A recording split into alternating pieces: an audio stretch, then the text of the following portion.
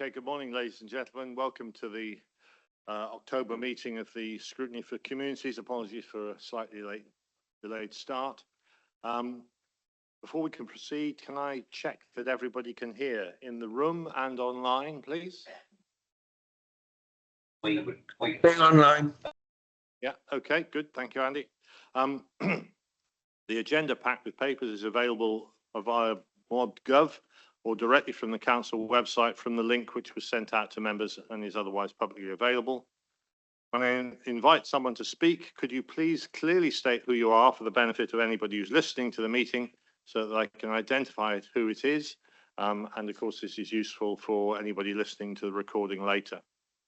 I would also like to warmly welcome any members of the public who are with us today and members of the media, of course.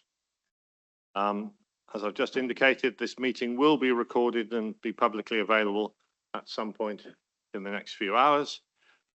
Finally, as agendas are now viewed electronically, could I kindly request that members and officers refer to the page numbers from the published agenda pack to assist all present in finding the appropriate information. Thank you. Moving on initially to apologies. Jenny, can you list the apologies, please? Yes, we've had apologies from Dawn Johnson, Simon Coles and Andy Kendall. And Andy Dingwall's online to say.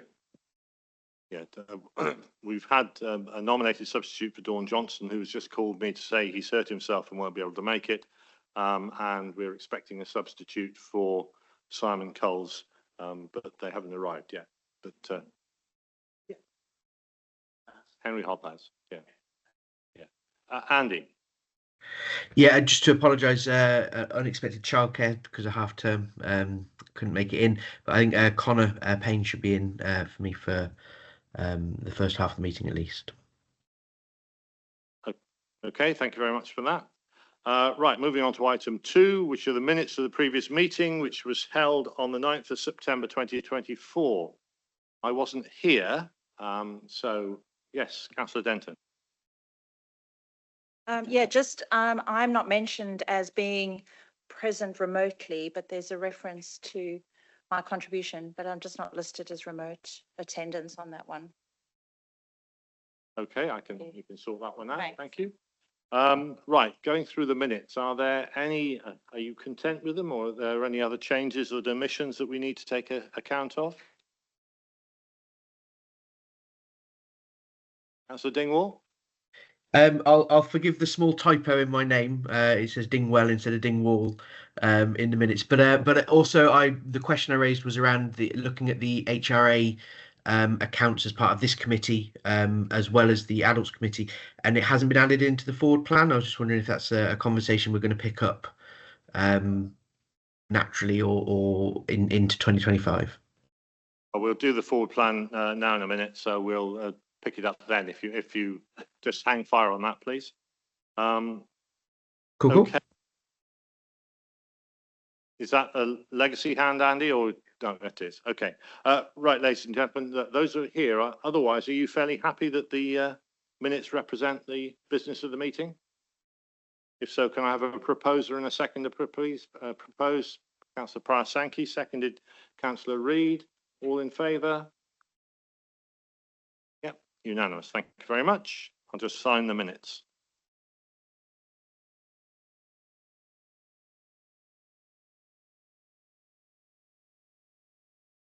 Okay, thank you. Right, item 3 on the agenda is declarations of interest. Are there any declarations of interest other than the standard ones in relation to the business being conducted today?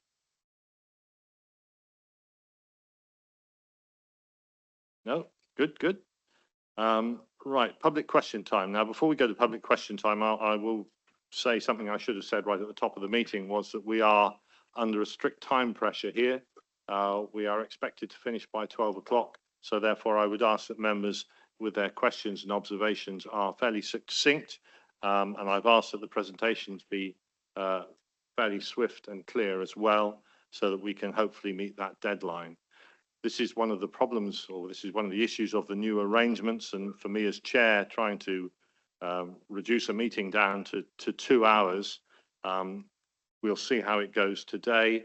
If today and in future it proves problematic, because I certainly don't want to constrain debate, we will have to work through with Democratic Services alternative ways of holding this particular meeting. But for today, if we could try and be as clear and concise as we can, and we'll see how we go. I mean, I think if we hit a rich seam of debate, then we will have to go with it and just see how we go. But anyway, thank you. Right. Moving then on to item 4, which is public question time. We have Mr. Nick Hall from Pilton, I think, who wishes to speak in a personal capacity regarding item 9, the Glastonbury Festival debrief. Sarah Dowden will provide a brief response. I suspect some of the points will also be covered in the later debate, but anything else that isn't picked up will be provided to you in a written answer, if that's okay. You have 3 minutes, please. Thank you, Chair. So good morning, everybody. So my name is Nick Hall. I'm a Pilton Parish Councillor, but I'm making this speech in a personal capacity. Reference agenda item 9. I submitted a detailed statement with questions ahead of the meeting, and there are 2 key points I want to reiterate today. Firstly, these debrief reports suggest that everything is satisfactory with the regulation of the festival. Well, it isn't. Second point, we have a proposal that community relationships are placed on a stronger and sustainable footing by moving to a fit-for-purpose community consultation model based on mutual respect. So firstly, the debrief report. Noise limits were breached on Thursday evening and after the midnight curfews. If Somerset Council won't or can't monitor overnight noise, then I can only assume that a third party needs to do it in 2025. I'm wondering, why doesn't this report discuss the noise nuisance and risk from the helicopters and the helicopter landing sites that service the festival? For example, I counted 50 helicopters flying over our village on the morning of Monday, the 1st of July. So why wasn't there any consultation about the helicopters? Perhaps the traffic management team needs to include helicopters in their statement about method of arrival to the festival. Last year's debrief report stated that additional council resources were required to prevent nuisances to our community from the off-site campsites and events, some of which only exist because they received guaranteed tickets from Glastonbury Festival Limited. So were those additional resources deployed? And why is this issue not discussed in these reports? So our proposal is that we move to a fit-for-purpose community consultation model.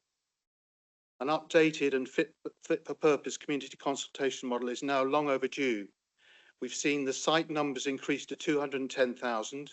We've seen growth in off-site campsites and events.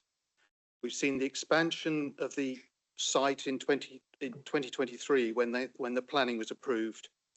And we've seen the emergence of Live Nation as the event organiser. And obviously Somerset Council is now the unitary authority for the festival. So the present model is GFEL led. GFEL are selective in the feedback they consider, to the point where dissenting voices are put down, including myself. Their meeting notes are inaccurate and not open to comment. Even if actions are agreed, they are not tracked to completion.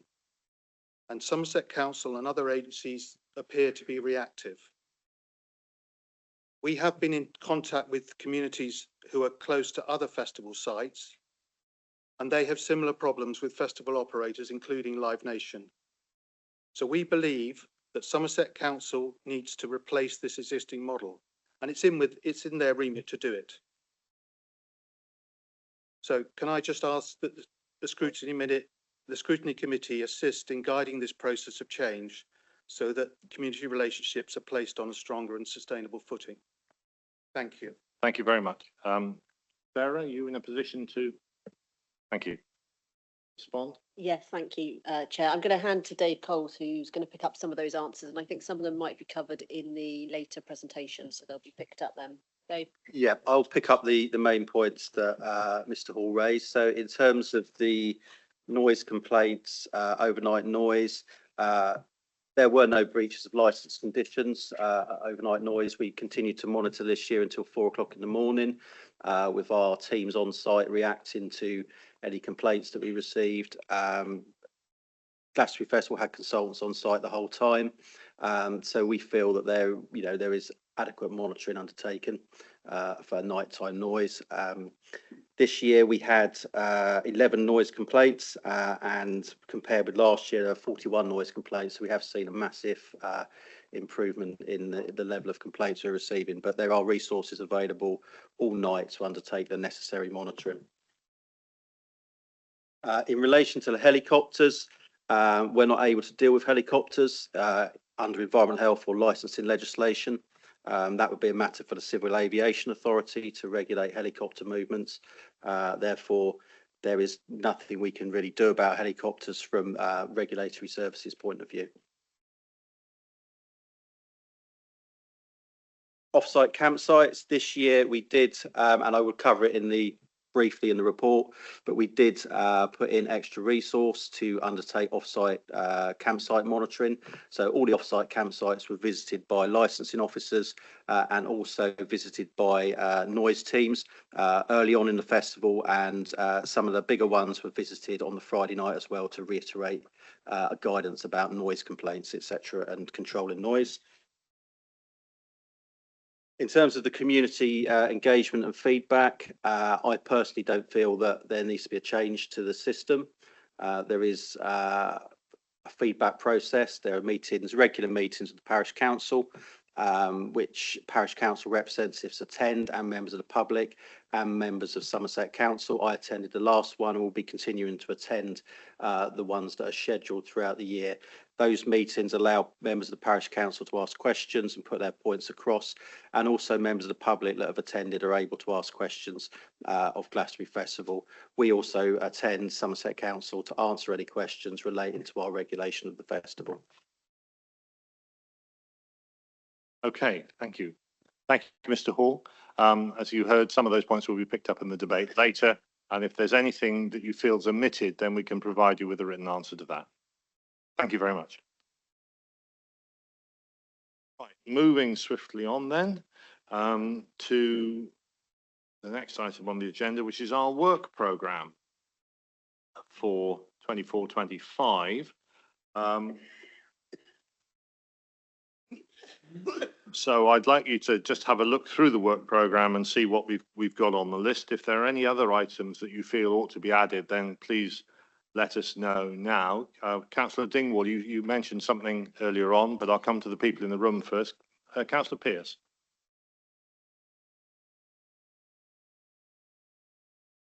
Thank you, Chair. Can I propose that we add for a future agenda progress report on Towns Fund projects across the county, please? I'm hoping this is the right committee to bring that item.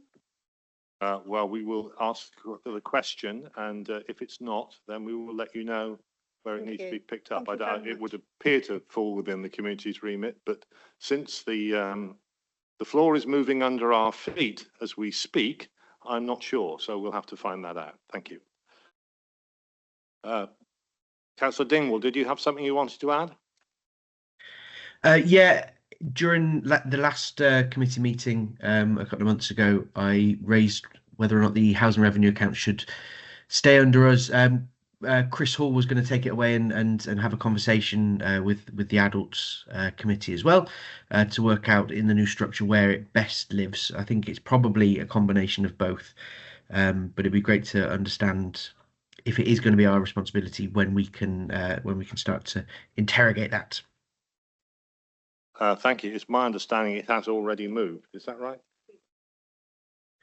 So there's two elements to it: the HRA capital expenditure stuff, and what falls under the general HRA fund of which falls under adults. So there's two parts to it, and I wasn't clear last time on whether all of that was going to move to adults. Well, as I said in my earlier remarks, the floor is moving a little bit under our feet, so I don't think anybody's entirely sure what's going where at the moment. We will work out where the distinct parts of the HRA are going, and I mean, I could ask Chris Evans, but I don't think he's sure at the moment. Do you have a sense of where it's gone yet? My understanding is HRA stays within communities under Chris Hall, but the general fund housing will move over to adults. But I will confirm that. Okay, well, it sounds as if we may still have the capital side of it, so, but we'll let you know, Andy, in which case we'll Perfect, put it thank you. on a future agenda as well, just to sort of cement our interest, shall we say. Any other suggestions? Yes, Councillor Reid, please. I spoke some time ago about CCTV and maybe a debrief and maybe a visit. Sorry, I haven't heard any more since. Yeah, now the CCTV arrangements, I think, were continued for a year using funding from other councils. Is that correct? Do we know what the situation is going forward? Yeah, so the CCTV service is funded by contributions from town and parish councils that have CCTV in their area. And yes, organising a trip for members to attend the control room is on my list. I just haven't got to it yet. So that is something that I've got to do. But yeah, we'll get that sorted as soon as I can. Thank you. Fine, thank you. Okay, well, let's just run briefly through the next couple of meetings then. So on the 11th of December, we're looking at a transformation update. And we all know what's going on, well, generally that's all about. A devolution update. Now, as you know, one of the key planks of the transformation is the devolution of assets to town and parish councils. So Jonathan Stevens will be telling us how that is going and where the next steps are. We've got the HRA budget monitoring report, which Kerry Prisco will be bringing in. And the housing development team, Chris Hall, will be telling us how that is going and how things are changing. In January, we've got customer service annual report and a report on environmental health, which Sarah will be bringing. And then we have open spaces provisionally penciled in for March. So you've given us a couple of extra suggestions, some things to go away and look at. So we will work those into the programme as and when and update you at the December meeting. Are there any other points to make on the programme before we move on to the next item on the agenda? Councillor Reid's got his camera on. Councillor Reid online, do you wish to speak or you're muted at the moment?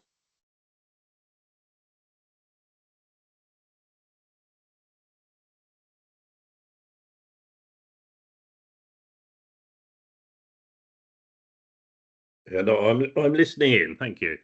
Oh, right. Okay. Okay. Well, can you turn your camera off just to help preserve the bandwidth? Thank you very much. Right. Item 6.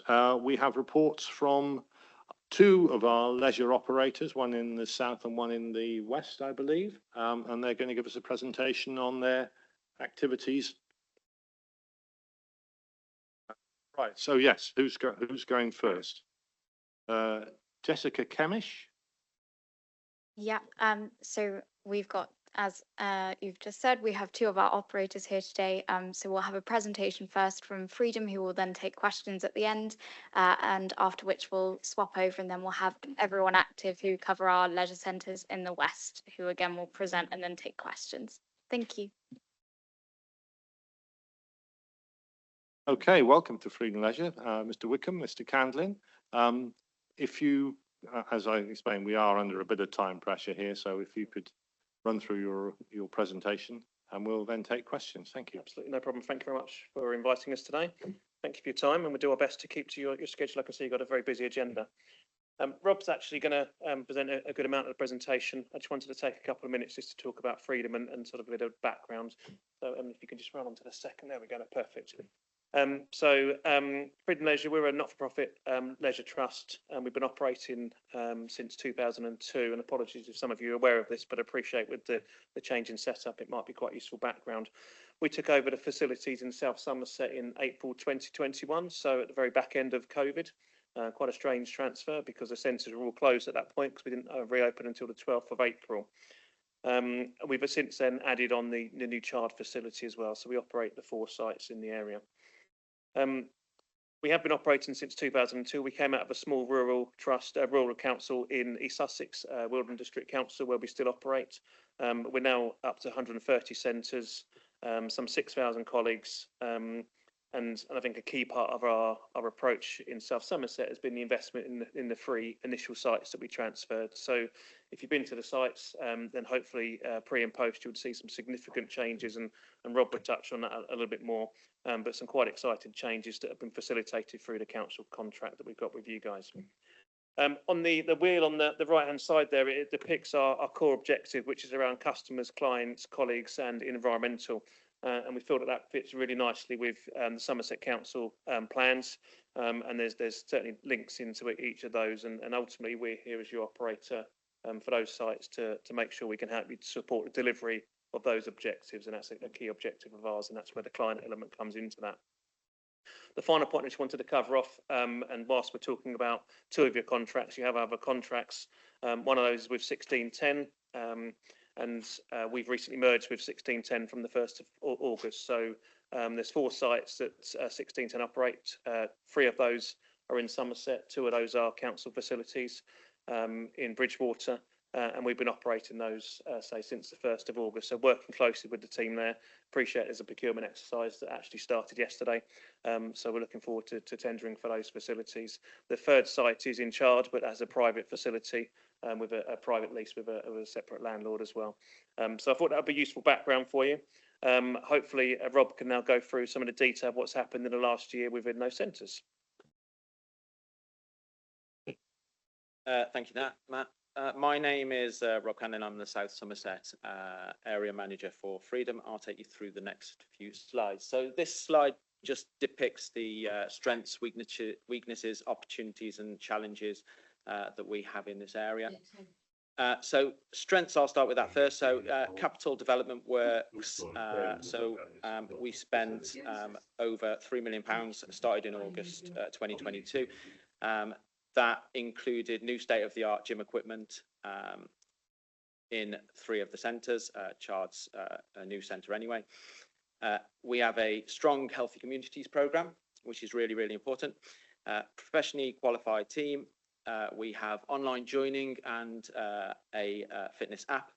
We have a wide range of exercise programmes. We have a large Learn Swim programme. We have a very strong relationship with Somerset Activity Sports Partnership. We have a nice soft play area at Chard, a strong group exercise programme. We are decarbonising some of our centres as well, which I'll go into later. We were UK Active Award finalists in 2023 for our Healthy Communities programme. Opportunities, we're looking to expand our holiday activities, junior activities programmes and parties, make some catering improvements, increase our health and wellbeing activities. We're about to launch online joining for our Learn Swim programme. We would like to expand our school swimming programme, do some more events at our centres, increase personal training and small group programmes and our special educational needs activities. Some of the weaknesses that we faced recently are closure of facilities due to plant room and contractor work. Some of that associated with the air source heat pump installation at Wincanton and Goldenstones. Member growth through those contractor works. Some energy saving issues through those contractor works as well. Challenges we face at the moment are plant room issues due to the age of some of the plant room equipment. The PSDS works, which is still ongoing.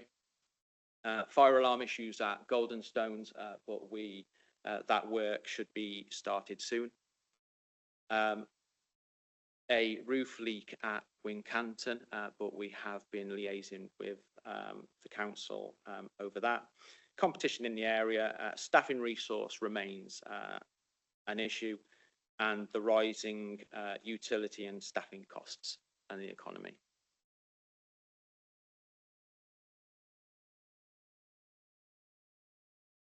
So in terms of the development works, I'll just run you through some of the works that we completed at 3 of the centres. So at Golden Stones in Yeovil, the foyer area was refurbished, the gym was refurbished, the studio was extended. We added a spin studio and dry side changing. We enclosed a wet side changing room and revamped showers, and we added seating on poolside and an outdoor exercise rig. At Westlands, 2 squash courts were converted into a large studio on the ground floor, an extension of the gym on the first floor, providing a new functional rig.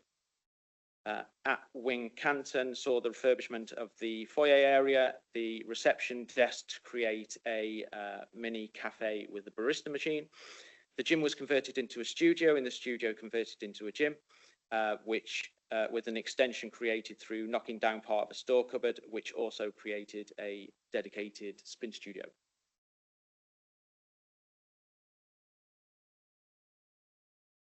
With regards to the decarbonisation work, so £4.5 million worth of funding. The project was due to be completed in October, but that will run on into November.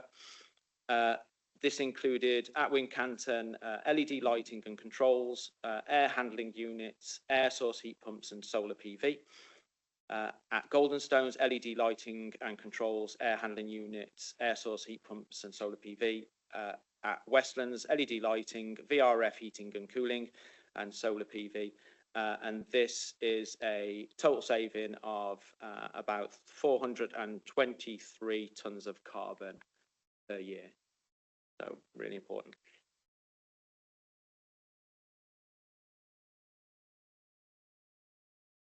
In terms of Somerset usage, in 23-24, we had over 615,000 total visitors.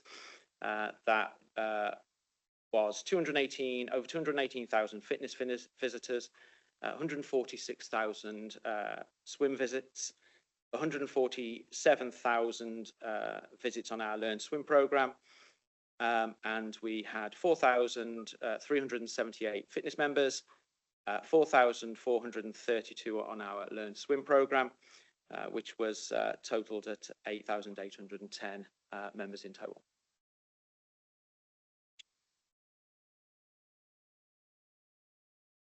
So on to the really important work our Healthy Communities team do. So over 17,000 people participated in our Healthy Communities activity. So these are activities across key themes of women and girls, young people, old people, and health referral.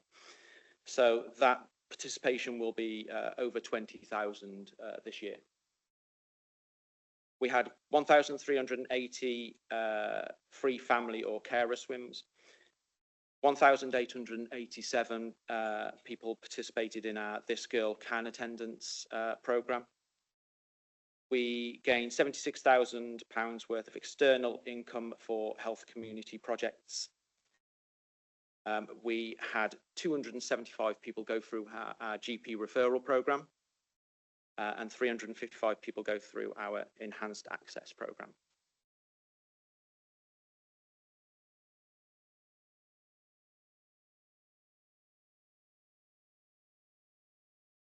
Special population usage. So we have 948 people on our over 65 concession membership, 492 people on our Passport to Leisure membership, 25 looked after children members, 27 3-month health members. We have 1 person on our talented athletes membership, and the breakdown of those members is 53% female, 47% male, and the average age of our members is 33.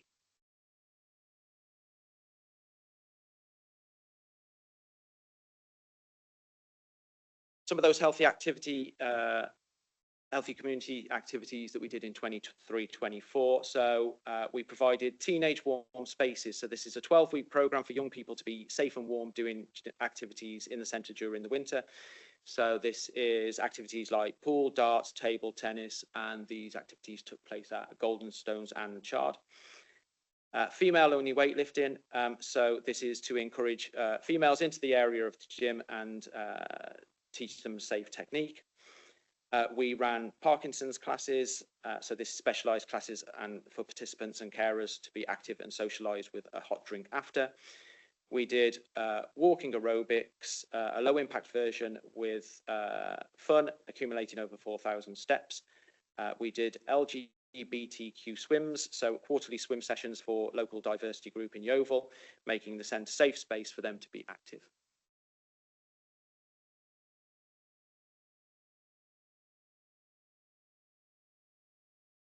In 24-25, we are doing specialised SEND sessions at the soft play in Chard and swimming. So these are weekly exclusive soft play sessions for under 11s with special educational needs and a quarterly swim for the whole family. We run menopause classes and we've put four of our instructors through a menopause course so that they can better advise ladies in the gym. We continue with the health walks. We do extra care. So this is outreach and gentle exercise where we go out around Yeovil and Chard, and this is focused on improving balance and strength and coordination. The care membership, which is a free membership opportunity for young people aged between 0 and 25, living in care or post-care to encourage them to look after their health and well-being. And we also run cancer rehab groups.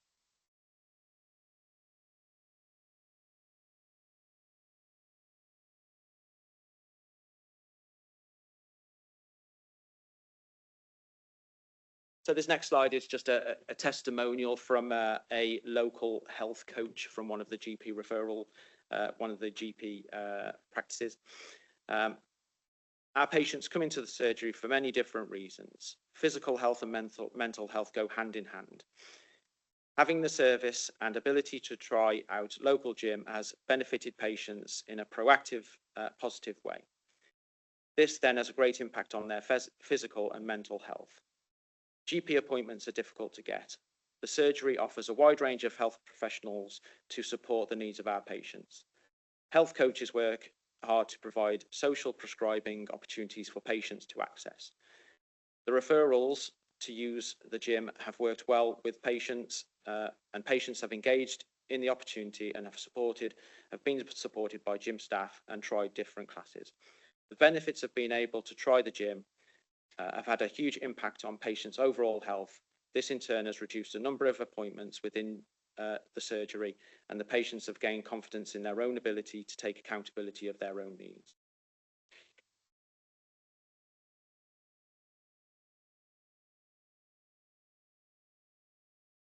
The last slide is a testimony from a referral client. So I was referred by my GP at Oakland Surgery. I'd never heard of this scheme before. It seemed almost too good to be true. I was well supported via email by the coordinator, Claire, who was able to answer my questions.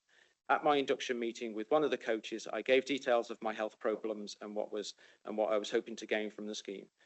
I was offered 2 free sessions per week for a total of 12 weeks and chose 1 gym visit and 1 aqua visit.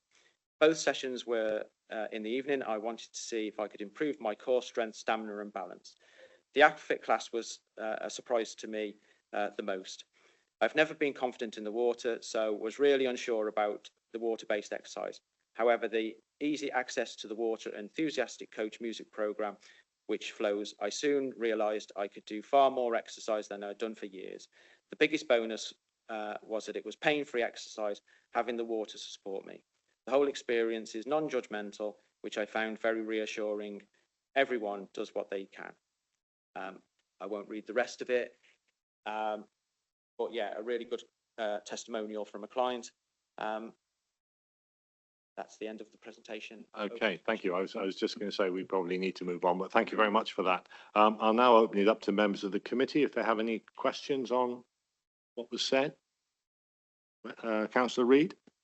Thank you. Very good presentation. And obviously, you're very, very busy, and obviously the final work you're obviously trying to cram in. But I've had a couple of, no one second complaints, but just observations where a couple of people in my area in Yeovil, for example, have tried to get into classes And they seem to have to get in there because there's only sort of 18 maybe allowed per class. Why you couldn't increase the frequency maybe over a different period, because obviously it needs to work with their work program and home life and everything else. And if you're not there within the hour to check in, there's no space available anymore. I was wondering if anything could be done there to increase maybe the volume or the frequency over an average week, maybe. Thank you. Yes, we're always looking at the group exercise program and looking to make improvements and add additional classes where we can. So it's something that we'll look into. Yeah. Councillor Dingwall online. Thank you very much, Chair. A quick question, because it mentions in the paper performing well despite challenges from the recent pandemic, and I wanted to see where you are in terms of membership and frequency of visited versus in the before times. So, you know, in kind of 2019 figures, where are you in relation to that? Are you performing better, or is it still kind of catching up? Yeah, thank you, Councillor. Good question. It's what we refer to as the good old days. Yeah. But it's actually pre our existence in the contract, so the data that we have is limited. We've obviously changed systems when we came in April at the back end of COVID. However, the data that we do have, because we have some of the staff that did transfer, suggests that we are up to and beyond levels that we have been previously. To couple that, however, everything else cost-wise has also gone up significantly in that time. So our baseline really shouldn't be where we were previously. It should be a lot higher to offset the new additional costs of staffing and utilities, one of which is going to get worse today with this afternoon's budget. Okay, thank you for that. Yes, Councillor Cravis. Thank you, Chair. And thanks for getting the name right. Well done. Yeah, I'm new to this committee, and I've looked at leisure for quite a while actually. So there's a couple of things I was going to maybe pick up. You talked about obviously staffing costs. At least you're an industry that can, I suppose, up your prices. But I suppose there's thinking back to my A-level economics, there's a price elasticity of demand somewhere along the line. And do you think you're in danger of breaching, being too expensive? So I suppose that's one question. Picking up on what Councillor Reid said about availability of spots, etc., etc. I remember a few years back walking across the road there thinking, well, I've got my bag in the car, it's been there for a few years, I might be able to get in the trunks, and being told, have you booked? And I sat there shocked saying, what do you mean, have I booked? And I've just been looking at Chiltern Trinity timetable here at the moment and lunchtime lanes, etc., etc.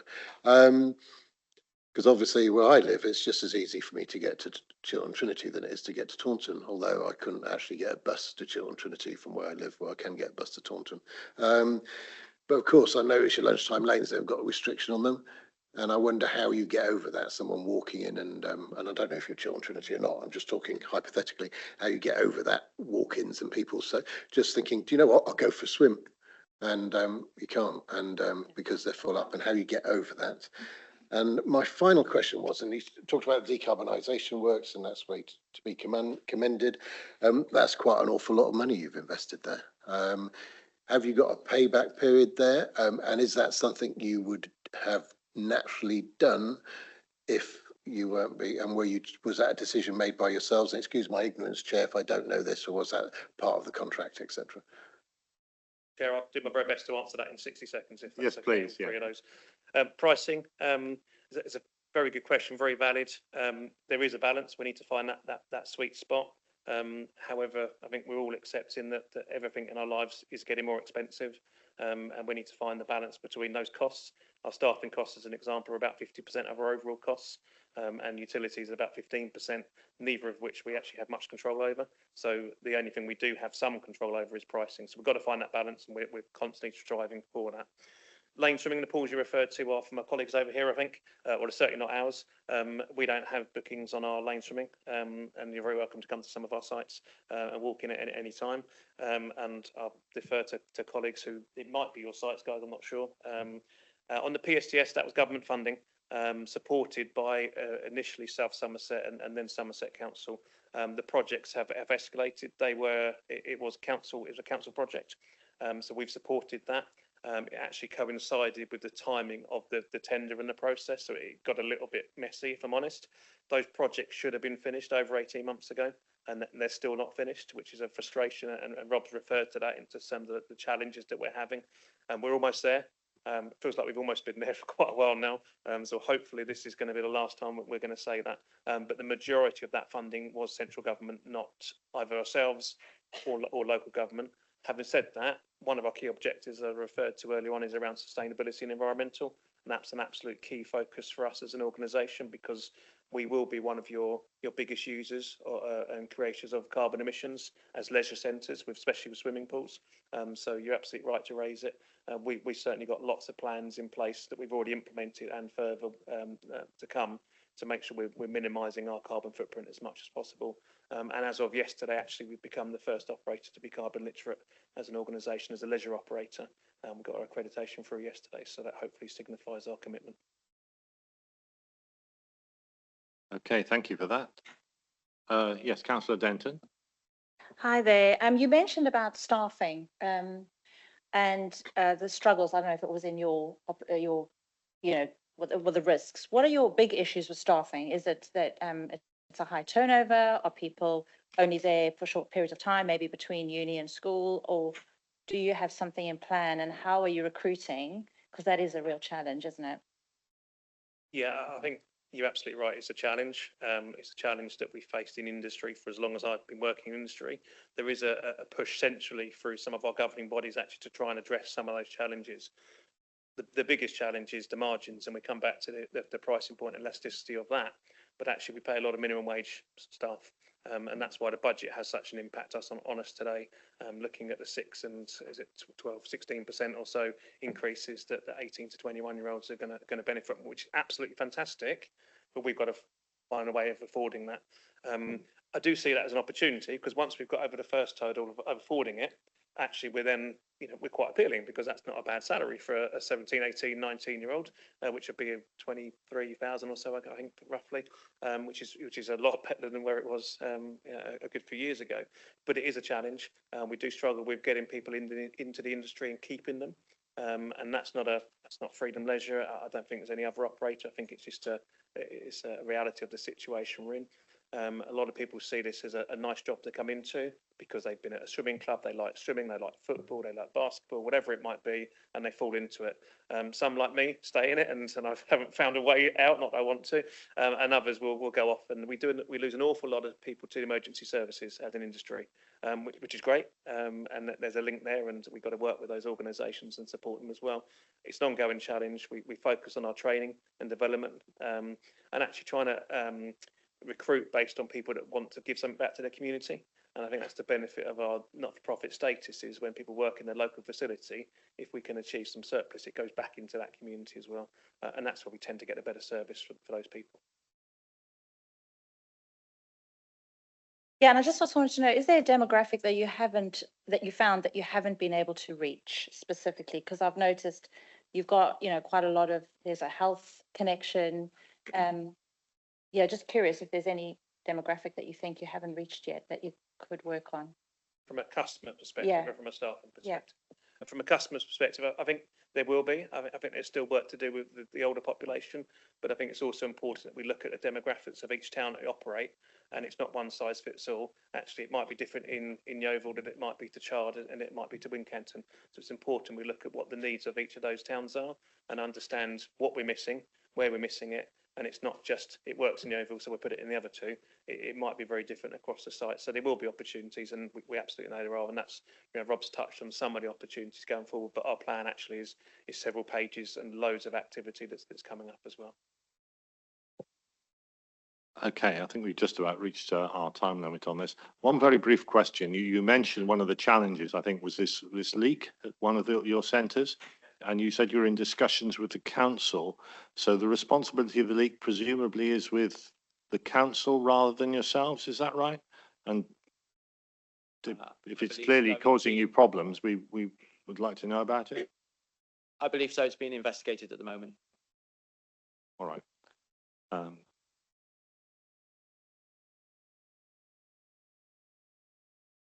Yeah, Councillor Payne, I beg your pardon. Hello, thank you. Sorry. I should declare that I'm a member of the child facility for Freedom Leisure. My only question would be about sort of opening hours. So full-time work, I can't go to the leisure centre before I start work, and after there's no classes. So I think the opening time is 7 o'clock in the morning, weekdays. I don't have time to sort of go behind it. Other gyms in Chard are sort of open at about, 5:30, 6 o'clock, which makes it easier, but the facilities in Chard are better, so I use Freedom Leisure. How come the opening hours are sort of so limited in that sense? Firstly, thank you for the compliment. Appreciate your membership. You're absolutely right. We need to look at that. There's 2 points. Generally, our opening hours are dictated by planning. So our first action needs to be to go away and look at the planning conditions on the new build. Given its location, as you would appreciate, it's quite central. And I suspect, and it's a while now, but I suspect they might have been restricted because of the planning and approval at that time. Doesn't mean to say we can't come back and challenge that now it's more established. The other point which I make is, and I said with our merger with 1610, they have another site in town. We're actually going to be opening up access to both sites for members. So if one site doesn't open or one site hasn't got the class or whatever it is you might want at a certain time, we're trying to align the two so the other one may well have the right option. And I'm pretty certain the gym opens a bit earlier, but that might give you an alternative. Okay, I think we're out of time, I'm afraid. I want to thank you both very much for your presentation and for the answering the questions, and look forward to seeing you at a future meeting in a year or so or something. Yeah, thank you. Now moving on to everyone active who will give us their presentation, please.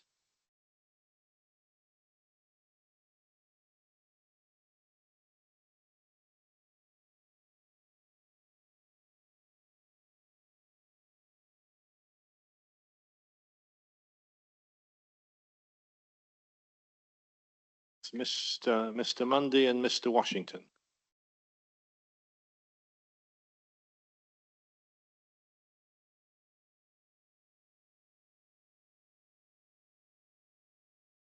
When you're ready, thank you.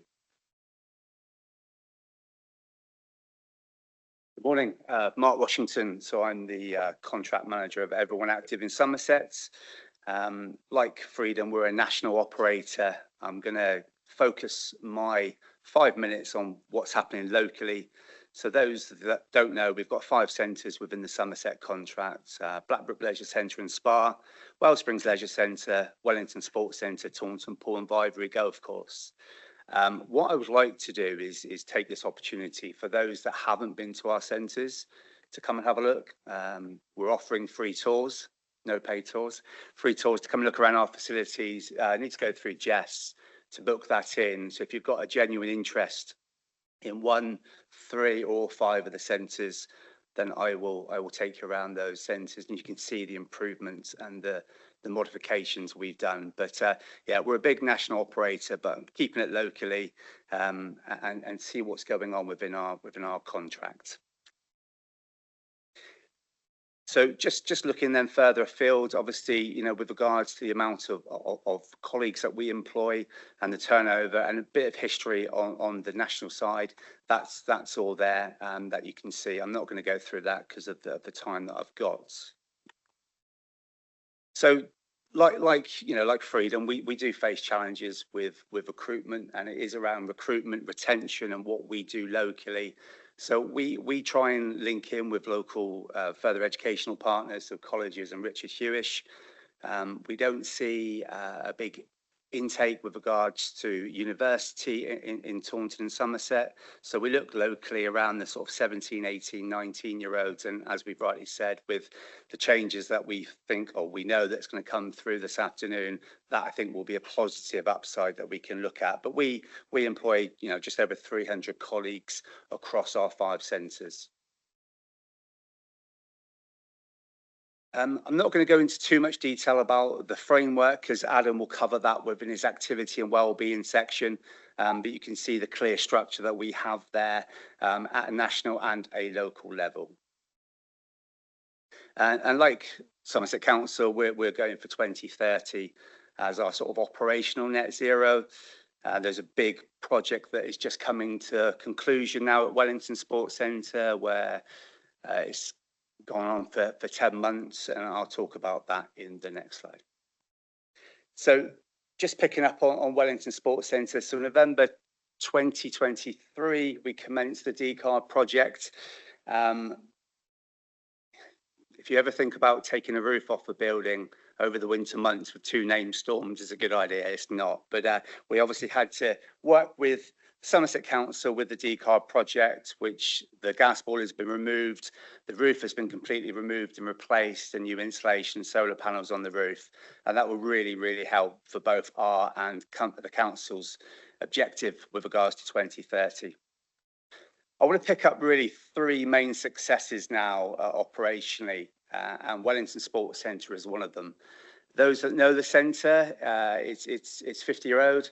The gym was a converted squash court and mezzanine area, and I think it's safe to say that it was probably maxed out when it comes to participation and the number of members that we had at that facility. So when the decarb work was started back in November, we took the opportunity to develop the gym over at Wellington Sports Centre. Everyone Active invested just over £500,000, where we saw a real significant transformation of what was an underused area, a very aging, dating soft play. And we did very well during those 10 months because we maintained the centre being completely operational during the decarb works. And we held and maintained our sort of participation levels with regards to the gym and members. And in the last 4 months, where we've now been open, we've seen an increase in 300 members from the 2nd of July, and an increase in 25% on participation. So that is a real success story for the community of Wellington and that new product. I've been in the contract for 17 years, and I've been waiting all this time to really talk about the next area, and it's not on the slide. So it's Vivery Golf Course and Adventure Centre. It's having the best year for 17 years since I've been in the contract. I'm always asked why, what's causing that?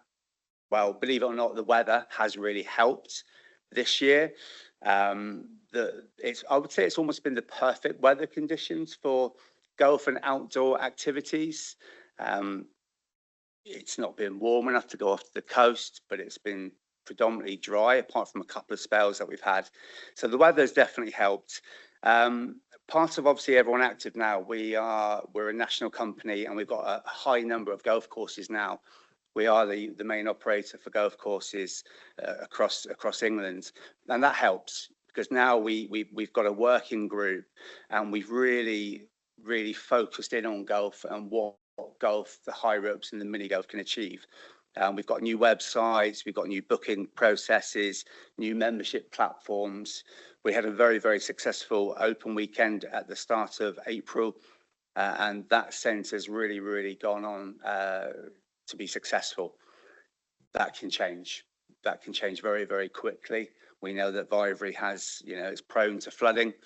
We've been closed for a number of weeks at a time. So whilst it's done well, whilst it's been successful, I want to really celebrate that because it's important to mention it. 2024 was the first season that we became the main health and fitness sponsor for Somerset County Cricket Club.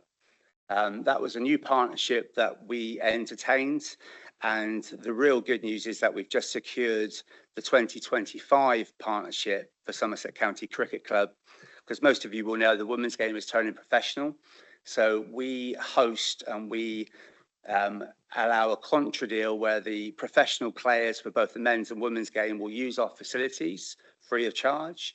They mainly use Blackbrook because of the well-being around the spa and the sauna and the steam. And they use our fitness facilities because our fitness facilities are far superior than what they have locally on the ground. And that partnership's worked really well for 24, and that's why we're expanding it into 2025. I think I'm right in saying on Monday of this week, a video was circulated It's a 7-minute video and it shows all of the activities and well-being that goes on within our centres. It's a very powerful video. There's testimonials on there from all angles of our participation. So if you haven't had an opportunity yet to look at that video, please do, because it's a great video to see. And there's also an additional presentation that's been circulated because of the content that we want to cover. Hopefully you've all got that an opportunity to see that as well. And that's me done. I'm going to hand over to Adam.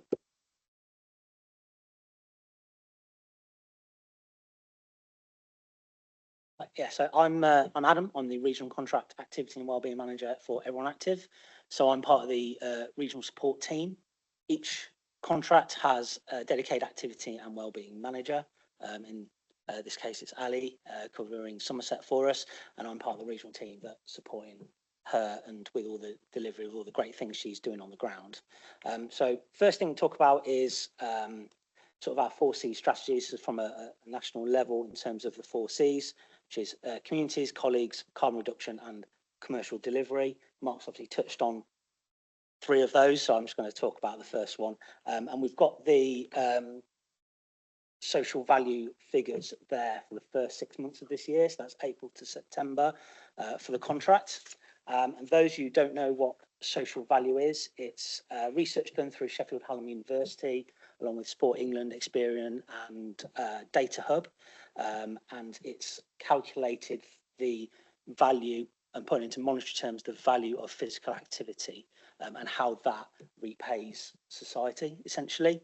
The 4 figures we've got on there, so total social value for the first 6 months of the year is just shy of £1.9 million, and it's broken up into physical and mental health, which is calculated on healthcare cost savings for 8 health outcomes based on reduced risk and preventive care. So that is essentially cost savings to the NHS based on people using our facilities and reduced GP visits, etc. We all know pressure the NHS is under, so the more we can do to help that, better really. We've got subjective wellbeing, refers to increasing sort of life satisfaction and how that can then play a part in the economy. Individual development is improvement in educational attainment. That's more based around university age participants, and then social community development represents reduction in crime rates for young males and social capital as well. So that's savings to the justice system based on people being part of taking part in sport and physical activity. So that's a bit about the impact before I've even told you sort of what we do really. So we've got a few things that I'm just gonna focus on really quickly just due to the time constraints, but we do focus on sort of target groups as well. What we do is every year we have a yearly activity and wellbeing development plan that is done every year. That takes local strategies, priorities, partnerships and demographics into account. Current focus for 24 and 25 is increasing community opportunities to target non-users, increasing the range of activity and wellbeing programs just in general, increasing collaboration with local partners to improve physical activity opportunities, and increasing the range of opportunities for children and young people to be active. So we've got quite a few different programs going on already, such as we've got our walking cricket, seated exercise, we've got flexercise sessions happening out in communities, we do senior sessions and senior tennis and seated Pilates, and we do have our active wellbeing suite at Blackbrook as well with the toning tables, nearly 400 users, also used by the Parkinson's football team that use it as well as their warm-up, which is fantastic. Children and young people, we've got gymnastics, tennis and swimming lessons all happening as well, with nearly 4,000 children taking part in those across the contract, which is fantastic.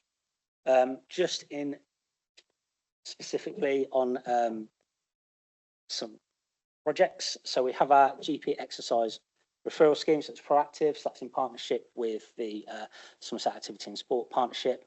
That takes place at Wellington and Wellsprings Leisure Centre, and we've got plans to expand that to Blackbrook in the new year, so we're just recruiting and training colleagues there. This is again year-to-date figure, so this is from April to September. We've had nearly 250 referrals. 127 of those came to their induction, and we had 57% completion rate of those going on to still remaining active after their 12 weeks. I don't believe there is a target on that in this county. However, I do know that other counties and authorities have around a 45% target on that. So 57% is really fantastic, just to put that into context for you. In terms of health and wellbeing services, we run 3 schemes, again, in partnership with local NHS services and SASP. So first one is Prehab for Cancer, so that's a funded fitness membership. They get additional support from our GP exercise referral instructors. This is to increase their take-up of physical activity prior to undergoing cancer treatment, and the research has shown that they are able to recover from that treatment much quicker.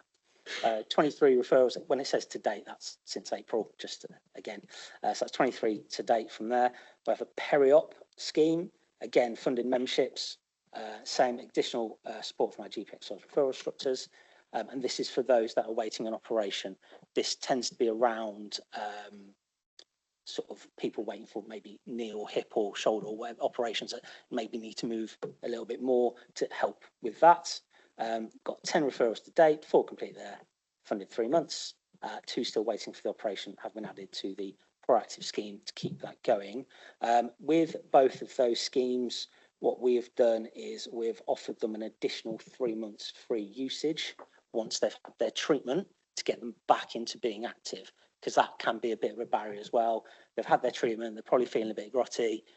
How can we help try and get them back into being active? Come back in, see the people you saw before, have that familiar face, come back in and try and be active. So that's another way that we're going to try and help these people that are in need. And then we have enhanced access, same as Freedom. We've not been doing it that long. We've only got 17 appointments so far, but that's offering free GP referral scheme access at Wellington Sports Centre for that. And then we've got a quote from one of the participants. It's from our Prehab for Cancer scheme. So before being referred to the programme, I was feeling very lonely and isolated, not seeing many people. Since coming to the classes, I look forward to the sessions, have made friends, I'm really enjoying the exercise and planning to continue once treatment is complete, which is great. And then we also run Good Boost. This is at Wellington Sports Centre as well. It's an app-based therapeutic exercise programme, and it's been designed specifically with people with limited mobility and musculoskeletal conditions. So these include arthritis, back pain, which cause pain to millions all over the country. I think I saw the other day there's over 300,000 people on a waiting list for NHS, probably nationally, for MSK conditions. So again, this is another way that we can try and ease that. Well over 3/4 of the people of Good Boost participants reported a positive change in health outcome as a result of being on the programme, which is fantastic to us. And there's over 100 people that have done that. I just want to touch on as well, just before we finish, that we also offer some community health and wellbeing memberships, which are complimentary memberships available for certain members of the community. So we have our Parkinson's membership for those living with Parkinson's. We've got 54 of those currently. There's also a Parkinson's football team that play at, or walking football team that play at Blackbrook.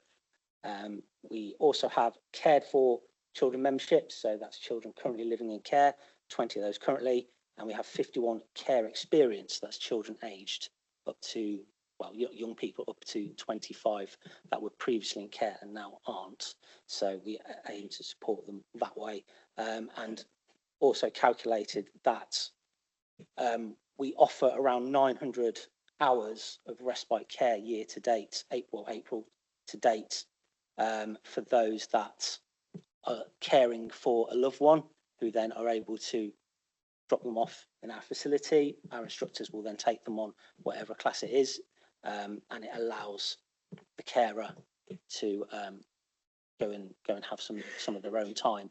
And that's the low end as well. That's the minimum figure, because speaking to some caring organisations, it can take people up to 5 years to realise that they're even a carer. So that's potentially on the low end of that one. And I believe that is that. Okay, thank you very much. Well, I think we're exceptionally fortunate in this part of the world, aren't we, to have two fantastic operators. To my shame, I mean, Wellington is my local centre, and to my shame, the last time I visited there was to play squash, which will tell you how long ago it was. But I might take up on the tour offer. Hazel Pryor-Sankey has caught my eye. Thank you, Chair. 3 questions. So I'm Taunton based, and they're around sort of the Blackbrook and the swimming pool here. 3 questions. Have we fixed the showers at Blackbrook? Because I was picking up some angst from the community that there'd been a long-standing problem with the showers at Blackbrook. I'm not sure whether they were the general showers or the showers in the swimming pool, but people were moaning about that. Secondly, is it possible to rock up and pick up a schedule for when you can have public swimming or young people swimming or fun time, you know, piece of paper where you can plot it? Is that possible? And is it possible to rock up and just say, I want to swim in this session? I accept that it may be full and they may say no, but if the space is it possible to rock up and swim? And thirdly, is it possible to send your teenage grandchildren along with a tenner and let them swim? You know, in other words, do I have to give them a card, or can they actually have some cash? So it's around that access for people who can't, won't book, and it's particularly around swimming, because that's the activity that I would do, and I don't do online booking. So, and I don't go swimming because I think I can't be bothered with a cart of trying to find all that information out. And thirdly, you talked about the Somerset Cricket Club. You said what they get out of it, but what does the taxpayer, what does the community of leisure users, sports people get out of that? You know, you explained it seemed a bit of a one-way street. Thank you. Okay, with regards to the showers at Blackbrook, yes, the good news is that is all fixed and back operational. As for printed material, when it comes to swimming timetables and programs, it's not that easy, no, to pick up printed material, because everything now is via the app or via online. If you speak to our lovely receptionist nicely, there'll be a laminated copy underneath the desk that they will go and take a photocopy for. But in the main, we do direct people to our app, which is, you know, it's very easy to navigate and to use. You can just rock up and attend a swimming session. We do, unlike Freedom, we still have got bookings for our swimming sessions. But it is possible to do that, and it's possible to easily register, and again, the front of house team will talk you through or walk you through that option. Taunton Pool take cash, so we try and offer it complimentary across the 2 pools in Taunton. Blackbrook don't, they are still a cashless operation, but Taunton Pool do offer cash, so that would be a possibility. The Somerset County Cricket Club, yeah, it's more of a contra deal. So we give them 65 platinum memberships. Everyone active do that. So we don't physically give away any cash. It's usage of our centres. And what we get back as a contra deal in return, it's brand awareness in centre, so IMBO, online, through their player engagement, through the walking cricket that we do with them as well. So it's more about raising sort of like the awareness of our centres locally. So we've got some plans for when the women's game goes professional now in November. They're going to be doing like an introduction down at Ivory High Ropes. There's a team building exercise. So we see that it's very early in the partnership as well. So first year was done, it seemed very successful. It's very hard to quantify the success of it because you sometimes just have to have these partnerships in place. And with someone like Somerset County Cricket Club, which, you know, is quite a prestigious, lucky to have that within our town, that's a great opportunity, I think, that we need to continue to build on. Councillor Cravers. Thank you, Chair. And I think Hazel probably asked one of those questions there. I do like an A4 piece of paper, I'm a bit old fashioned. Yeah, with regard to, it was mentioned by the previous presentation about average age. And obviously, Chair, saying new to the committee, but I can't sit here and listen to a presentation on leisure offer when I live in West Somerset, and obviously, yeah, it's been an awful long time, since we've been able to have a swimming pool in my neck of the woods, and sorry to be so parochial, but I'm 4 stone heavier due to as a direct result of it. But you talked about average age. The previous people talked about average age. I wondered about your average age, because I can understand the children's swimming bring it down and stuff, but when you look at the demographics of where I live, an average age of 33 is probably quite low. And from my experience in the past, the average age would have been a lot higher.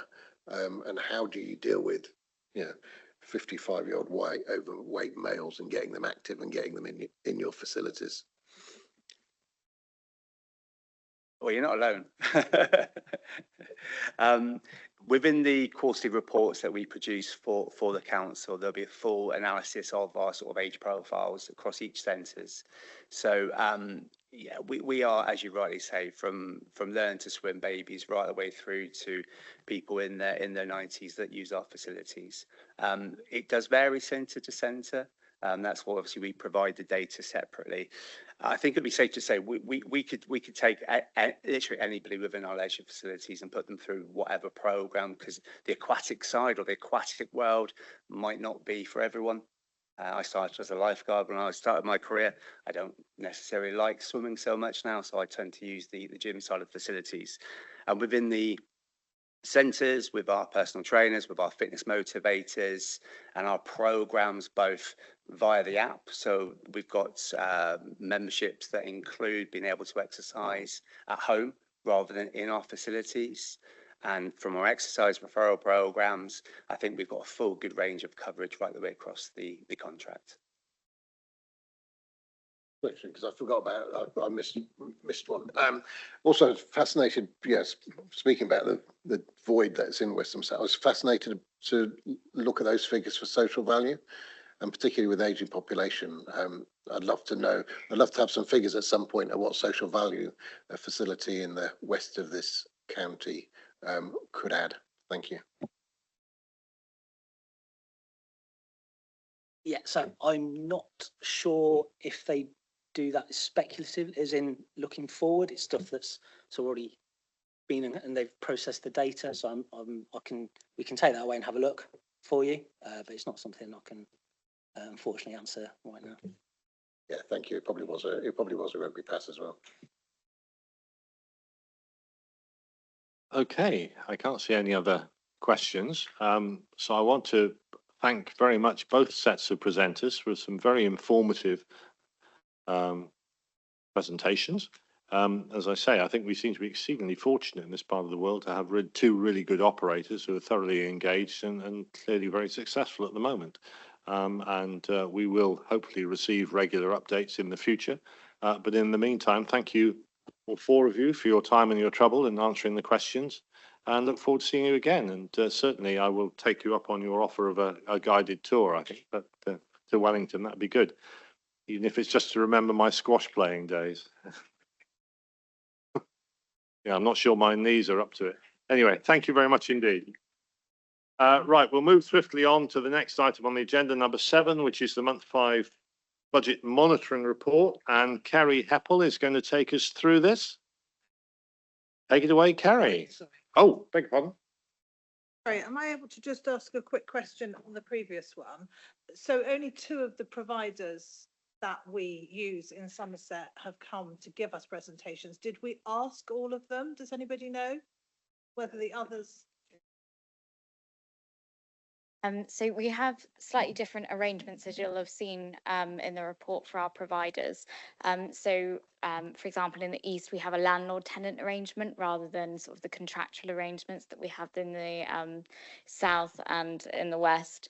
But we are increasingly engaging with the operator of those leisure centres, so it's a possibility that they may come along and present in the future. We also, in the North, we are, as was mentioned earlier, just starting a procurement exercise. So that contract will be ending in September 2025. And then once we know who the operator will be beyond that time period, then we'll likely invite them along. Again, at the moment, we don't have a contractual agreement that they will come along and present to these meetings, but it's something that we're looking to put in for future so that we can request that they come along as well. Thank you. I mean, I just think it might be, I mean, the people who came and did these presentations today were really impressive, and things that they're offering to the community are fabulous. I just wonder whether another thing we might be able to do is ask them whether they would be prepared to do some kind of peer collaboration across the 4 different providers to try and ensure that we are attempting as a Somerset Council to provide an equality of service and opportunity to all of our communities and not just the ones that we've seen here today. I think part of the problem is that we've inherited 4 different arrangements from, I know, and but, we're you know, trying to as in every other area, we're trying to kind of bring it all get together. some kind of parity Yeah. across. Well, today was an opportunity to discover how things were working in the West and the South. As Jessica has just pointed out, there are different arrangements elsewhere, which are, well, they're different from what we have at the moment, and we would certainly be, I guess, be looking to harmonise at least the type of delivery.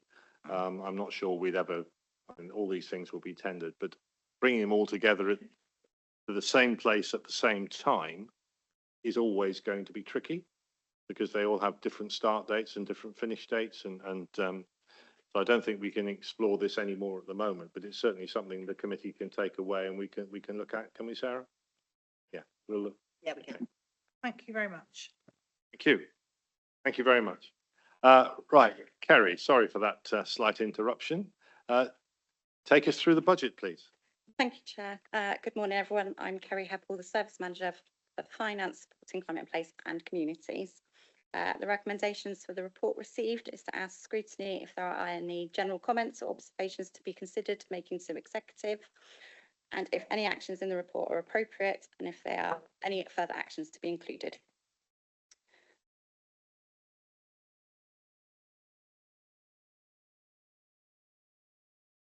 Sorry, I'm having problems with my slides.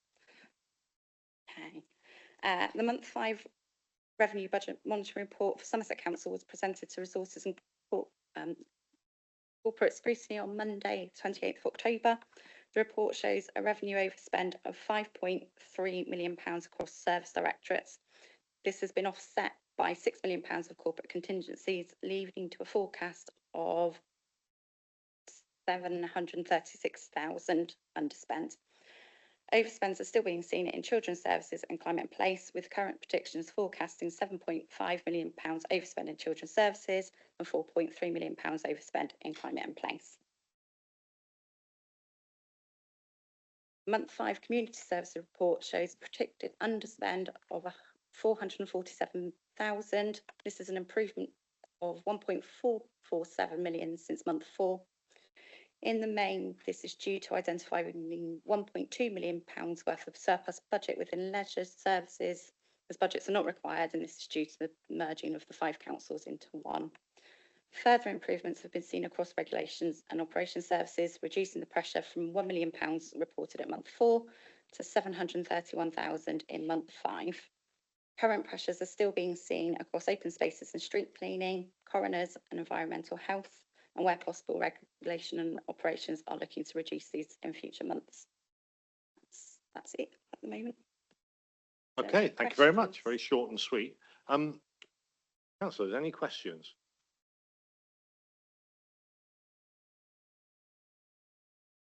Councillor Denton, please. I'm just curious about the red ones, obviously, and the amber ones, but why specifically are those in red? So open spaces, public conveniences, is that part of the devolution process? And then also the CCTV, which I was under the impression was generating its own money, and resorts, what falls into resorts? I know this is lots, but, and then also coroners, why is coroners suddenly red? Might not be sudden, but it's. I'm not sure Kerry's in.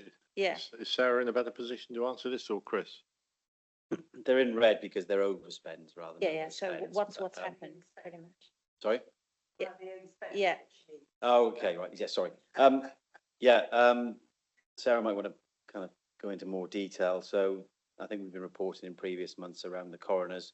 It's very difficult to manage the overspends in coroners because they report to the chief coroner and they've had a lot of expense around mortuary expenses and pathology expenses, which are charged to us, which have increased. So that's the reason for the coroners. CCTV, I'm not really sure, to be honest. Sarah, I don't know whether you've got. Yeah, should I pick that up? So with CCTV, you're right, it's a service that's funded by the town and parish council. So I just need to understand why it's showing as an overspend. I can only imagine it's because we've done a fair amount of upgrading of cameras where they haven't been working for a number of years. So we've tried to get that right. We've also brought in the Mendip camera areas, and they're going to feed off the main station in Bridgewater as well. So actually that's also generated some extra costs that would have fallen out of the costs picked up by the town and parish councils. So that will then even out at That some will point. even out. Yeah, we're getting to the bottom of that one. And resorts, that's around the RNLI provision on the beaches, lifeguarding, and the beach warden service. So as part of that resort service, we also do car parking on the beach at Berham Breen. That's related to kind of income not being there because the weather has been not quite so good this summer. So actually we haven't had the tourists that have come in and spent the money on the beach. So that's where that comes from. I think that was your. I suppose in the open spaces, public conveniences. Yes, the public conveniences are related to devolution and MTFP saving, and the open spaces is around the ID Verdi contracts that we have in some of our areas that are picked up separately, and we've brought that to scrutiny separately before. So that's around the contract costs to that, which we're trying to work through as well. Great, thank you. Sarah, am I right in thinking that if we have no control over what the coroner asks for, we have to pay what they ask for? Is that right? Yeah, so it's kind of done through like a negotiation with the coroner, but there are definitely the coronial process is as Chris has said, it reports back to the chief coroner. The costs mainly are associated around post-mortem, so the coroner will request a certain number of post-mortems that need to be carried out. Those post-mortems are carried out by local consultants, and the price per post-mortem has gone up considerably over the last 18 months. So what we're trying to do is to get a bereavement system that works for all, and we don't get a backlog. So we need to make sure that we're getting the post-mortems done in a timely fashion. The other thing historically with the services that we've had a backlog of cases which we're trying to catch up on. So that's obviously meant that we've had to pay for extra days for other coroners to come in and sit so we can hear cases, so that we are keeping within kind of a year to a 6-month backlog of cases, which we aren't, but we are improving on. So it does, they sort of sit out of our direct control. It's like a negotiation. Okay, thank you. I've got Councillor Cravis in the room and Councillor Dingwall online, and then we'll have to move on, I'm afraid. Councillor Cravis, please. No, I think I'll leave mine for the time being. Thank you, Chair. Okay, thank you. Councillor Dingwall online. Thank you, Chair.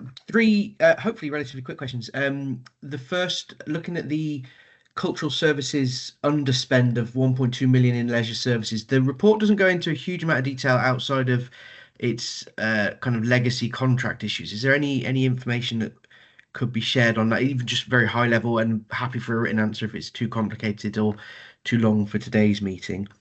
The second question is, it talks about cultural services being devolved into Yeovil Town Council. Obviously, we've been kind of informed on that, but there's no indication in the report of whether the impact will be positive or negative, or what order of magnitude we're likely to see in the budget. So are we likely to see is it going to be in the tens of thousands, hundreds or millions?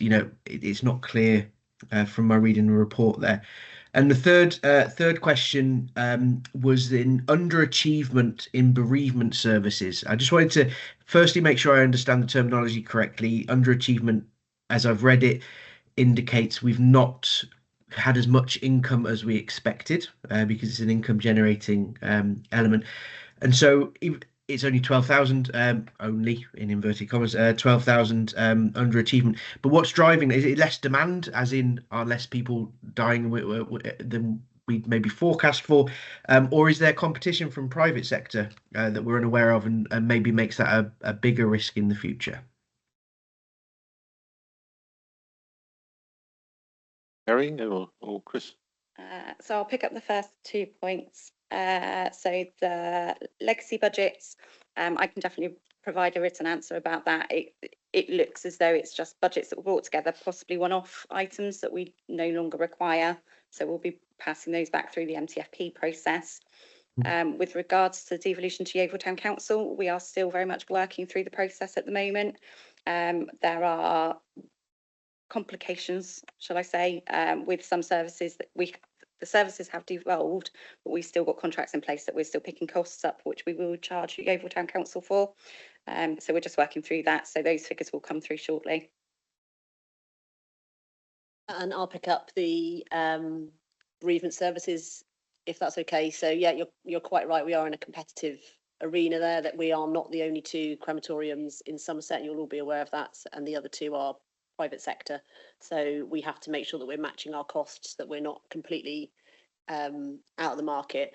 However, the underspend will be mainly because actually at the moment we're in this is reporting on month 5, and our busiest time of the year, unfortunately, is yet to come. So I'm kind of comfortable with that spend at the moment. We are looking within the crematoriums always about how we can make our systems more efficient, and certainly there's a lot of learning between the 2 crematoriums that we've got as we're bringing them together now. So I'm hoping for improvement there. But yeah, that particular figure on month 5, I'm not too concerned about. Perfect. I just making sure we're not seeing signals of us being outcompeted. As it's a terrible thing to talk about competition, I know, but if it's a revenue generator for the council. One quick follow up on the devolution question. I just wanted to make sure, because the answer there made it sound like we're devolving services without being aware as to whether it's going to be financially beneficial to Somerset Council. I want to make sure I misunderstood that, because that wouldn't be an ideal place to be. No, that isn't the case. Cool. I've misunderstood. That's fine. That's fine. Okay. Okay, thank you very much. One very brief point before we move on. Of the 6 items under housing, how many have now moved over to adults, or is this what we're going to be monitoring in future, these 6? Yeah, this is what we need to detail as it comes through the restructure, but Housing General Fund, as it were, has officially gone over to adults. My understanding is the housing revenue account is staying with communities under Chris Hall. But we'll confirm the answer of what services are moving around. I think Chris Hall is coming up with a list from what I understand. But those are the 2 main areas, as it were. But they are splitting. Yeah, I mean, it's just we will confirm. There's a consistency thing here, and of course we don't want anything falling between the cracks in between scrutiny committees. Okay, thank you very much. Which is the digital switchover of the Lifeline service. Gareth Denzo will. You can stay there. I'm quite happy for that. And take it away.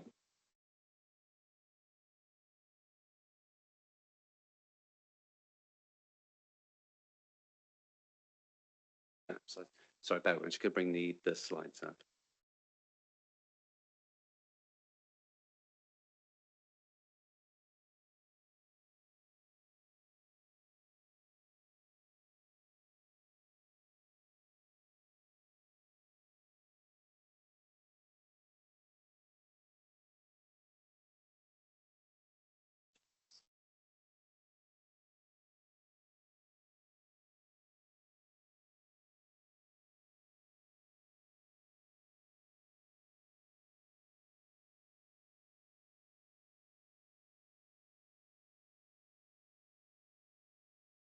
Sorry about this, bear with me.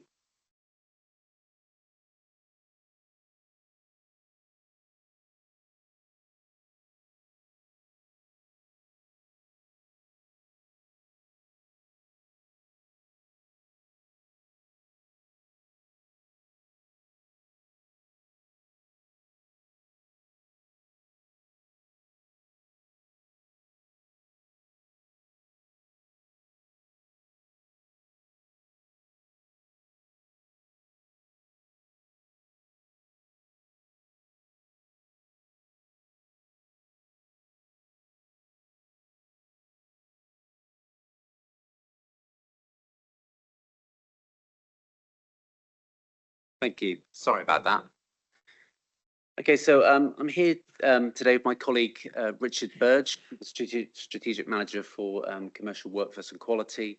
My name's Gareth Denslow. I'm the Digital Customer and Strategy Manager based within Customer Services. So we're here today with Community Scrutiny just to run through and give an update on a really important project for the Lifeline service, which is the digital switchover and effectively replacement of Lifeline machines across the county. So really just as a really quick bit of background and a bit of context, Somerset Lifeline provides community alarms for over 13,000 customers across Somerset and beyond. That's a mixture of direct fee paying customers, but also tenants of sheltered and extra care housing, as well as external contracts as well. So there are 470,000 calls that our 24/7 contact centre take per year. And part of that provision is also providing things like sensors, so smoke detectors, door sensors, and other various peripherals that can be connected to the main Lifeline machine. Another aspect of that service is the emergency response service. So actually our service going out and when there is a non-injury fall, getting people back up onto their feet, ensuring really that our customers are safe and can remain independent in their own home for as long as possible. Now, this particular project is relating to the updating of telecommunications infrastructure across the country. So essentially what is happening is the old, as they call them, copper lines in many properties will be replaced now by new digital lines. And originally that was going to be delivered by 2025 and now has been delayed until 2027. But the impact on customers regarding their actual broadband connection is and their telephone connection is that providers of those services will come out to them, they will switch them over to the digital line. Sometimes they'll give them a new handset, and generally, I think broadly, customers stay on the same tariff or price that they pay at the moment. But for the Lifeline service, what that essentially means is we've got over 4,000 customers, 4,000 properties that we need to go and replace the units in because the equipment we have and we've used for many, many years will no longer work in their homes.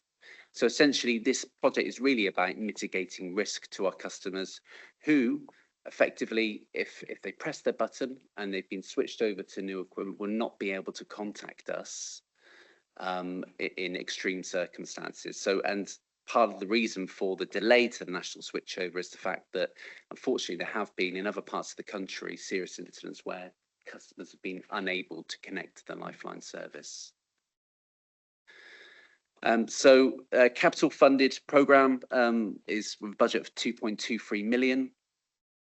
And the project timeline, we started in February by doing an awareness piece. So ensuring that all our customers are aware of what the national switchover is.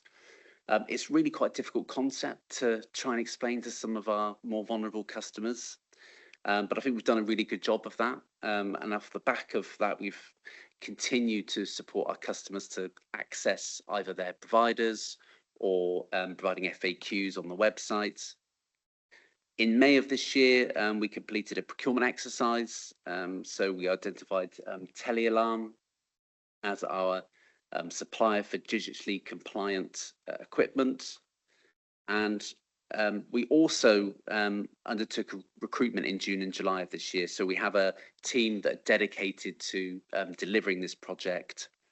And we've started with an initial focus on sheltered housing properties and extra care schemes, whereby obviously our most vulnerable customers living locally within the Somerset area will have new equipment. We're now starting to work with our community alarms across the wider community, essentially, in replacing those. So progress so far, we've actually installed 1,200 to date, with another 3,060 installations remaining. that does mean is that, and what the graph shows is we're going to fall slightly short of our target by the end of the project, which was going to be March 2025. So what we're looking to do is to extend probably until May to ensure that we can complete that task. Part of the reason for perhaps the slower than anticipated number of installations is around things like the programming of new equipment. So transferring of customer information in our management system has taken a little bit longer. There's also been a larger than anticipated number of no responses. So effectively customers we've been unable to contact and been unable to access the property. And that's something we're working with our housing service to resolve. So feedback and opportunity. So we had over 150 responses to the information sheet that we sent out back in February. We've been supporting not just our customers, but quite often their family members and carers to ensure they've got a good understanding of this national switchover and what it means for their Lifeline service. On a more negative note, as is often the case with things like this, we have had a number of scam calls, so where customers are being contacted by unknown individuals and using the digital switchover as a means of trying to get personal information. So that's something we've been very keen to ensure all our customers are aware that we wouldn't ask for that kind of information over the phone and have asked them to contact us should that happen. We've also developed a close working relationship with BT as the major provider, so we're working on a data sharing agreement. And essentially that's to ensure that BT are aware of who our customers are, so that if needed, when they are approaching properties, they can essentially approach with caution. They know that customer is potentially vulnerable and has a Lifeline machine in their property. And then finally, I've noted there the promotion of the digital voice events. So with the digital switchover being the national digital switchover being delayed, I think many providers are trying to improve their communication to customers, and rightly so, to ensure there's a bit more awareness of this project. So they've held a number of digital voice events in September, which we promoted. And although I don't know the exact numbers, I believe there's been some really good attendance across Somerset. And finally, in terms of our capital spend, the table you see there at the top is the capital profile, the 2.23 million. What we are forecasting is a £366,000 underspend by the end of the project. Most of that is for the homes in Sedgemoor element of the capital budget, and that's mainly because we found other solutions to replacing equipment in extra care schemes. So that concludes my presentation, and time for any questions. Okay, Gareth, thank you very much. Anybody in the room? Any questions? Councillor Cravis, please. Yeah, thank you, and vital system, etc. Just one quick question. I presume the change of technology, I assume going forward, will this make for a general better service, and will it bring the cost down slightly in the long term? Sorry, can you repeat the question? Sorry. With the change of technology, will that make the system better going forward and give it more, with the change of technology, will it make it for a better system, but also will it eventually bring the cost down generally? So the new digital equipment does allow us to do a lot more remotely. So I mentioned the programming of machines, for example. Although that's pretty difficult to start with, in the longer term, our teams will be able to do that remotely a lot more. So that will certainly bring down costs within the service for things like travelling and mileage, etc. And in turn, therefore, we would hope that we can return that to our customers and bring costs down. So yeah, absolutely. These new digital bits of equipment do have a long lifetime as well. We recycle our units, so we'd expect them to be lasting at least 10 years. Okay, thank you very much. Councillor Dingwall, please. Thank you very much, Chair. Just a very quick one. The old copper wires obviously worked even in cases of power cuts. Been these ones hooked up to broadband or SIM card processes. Living out in Western Zoyland, we have many power cuts, and the mobile phone towers often go out as well. What processes are in place to make sure that in the event of a fairly big power cut, somebody can still use the service? So more broadly, some of the broadband and telecoms providers are providing battery backups to broadband, certainly for vulnerable customers. But an extra layer of that is that all of our equipment comes with a battery backup as well. So all our equipment has battery backup as well as the option of a SIM card for customers. So essentially, the unit would still run in a power outage, and there's a secondary communication path with the SIM card inbuilt. Excellent. And that works even in cases of the mobile phone signal towers losing power as well. It can be challenging. Yeah. So, but we do have things like booster aerials, etc. So there are certainly areas. I can think of Wedmore, for example, in the Sedgemoor area, which are renowned for being areas of poor signal. So we do have things like aerial boosters, etc. Okay. Thank you very much. If I can just add to that, the mobile signal we use for lifelines is a bit different to a mobile phone. It doesn't require as much bandwidth, so it will hunt for the most powerful signal available. So it's Right, more that reliable. makes sense. Yeah, perfect. Thank you. Okay, thank you. Councillor Price, thank you, please. Thank you. It was just, that's prompted a question in my mind. Are people who are needing a Piper, this helpline system, are they required to therefore have broadband at their homes?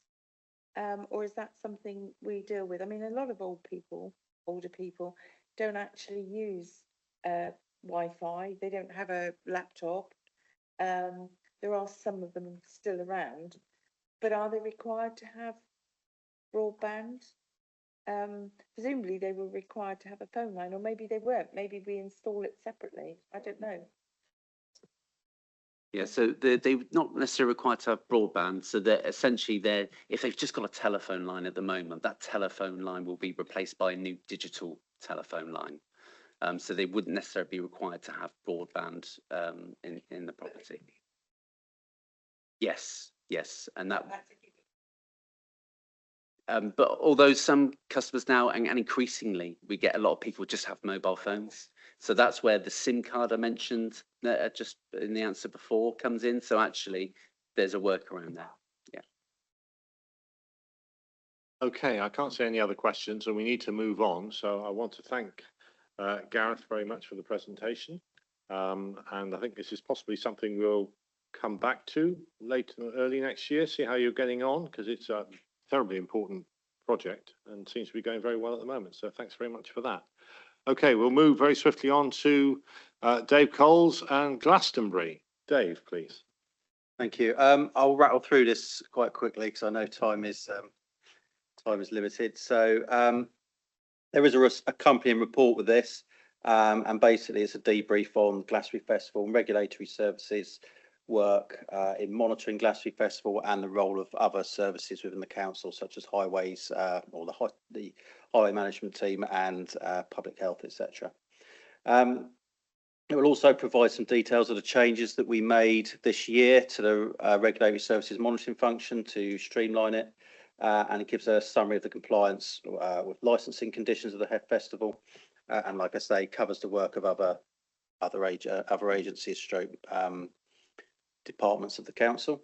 So a little bit of background: the event took place between the 26th of June and 30th of June. There's a licence that's issued by Somerset Somerset Council, which was been in place for quite a while. It was one that's carried over from Mendips. The licence allows for up to 210,000 people on site, and that includes staff and volunteers and obviously members of the public. It authorises one event per year, and how the licence works, there's basically an operating schedule, and that is how the licensee will promote the condition, the licensing objectives, and effectively the operating schedule is conditions for how they're going to comply with the licensing objectives. And then there's an event management plan, which for various aspects of the festival, which is how they will comply with those conditions.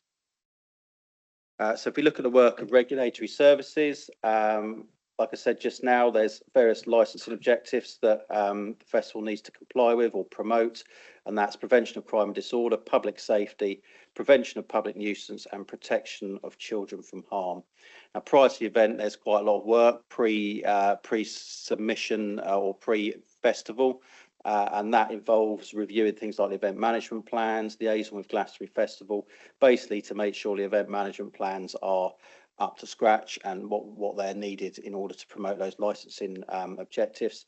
The EMP is scrutinised by something called a MAP, a multi-agency partnership, and that comprises various professionals from people such as obviously Somerset Council, Public Health, UK Health Protection Agency, the police, NHS, etc. Various agencies involved in that, and they scrutinise these plans to make sure they are sufficient. And if they are sufficient, then it is confirmed to the licensing authority that they are fit for purpose, and obviously the festival can then go ahead.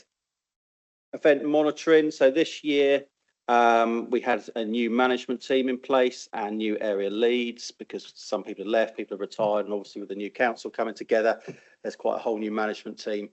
And one of the things that came out of the scrutiny committee last year was to look at sort of streamlining and seeing if we can make the resources stretch further and effectively use less resource to do it.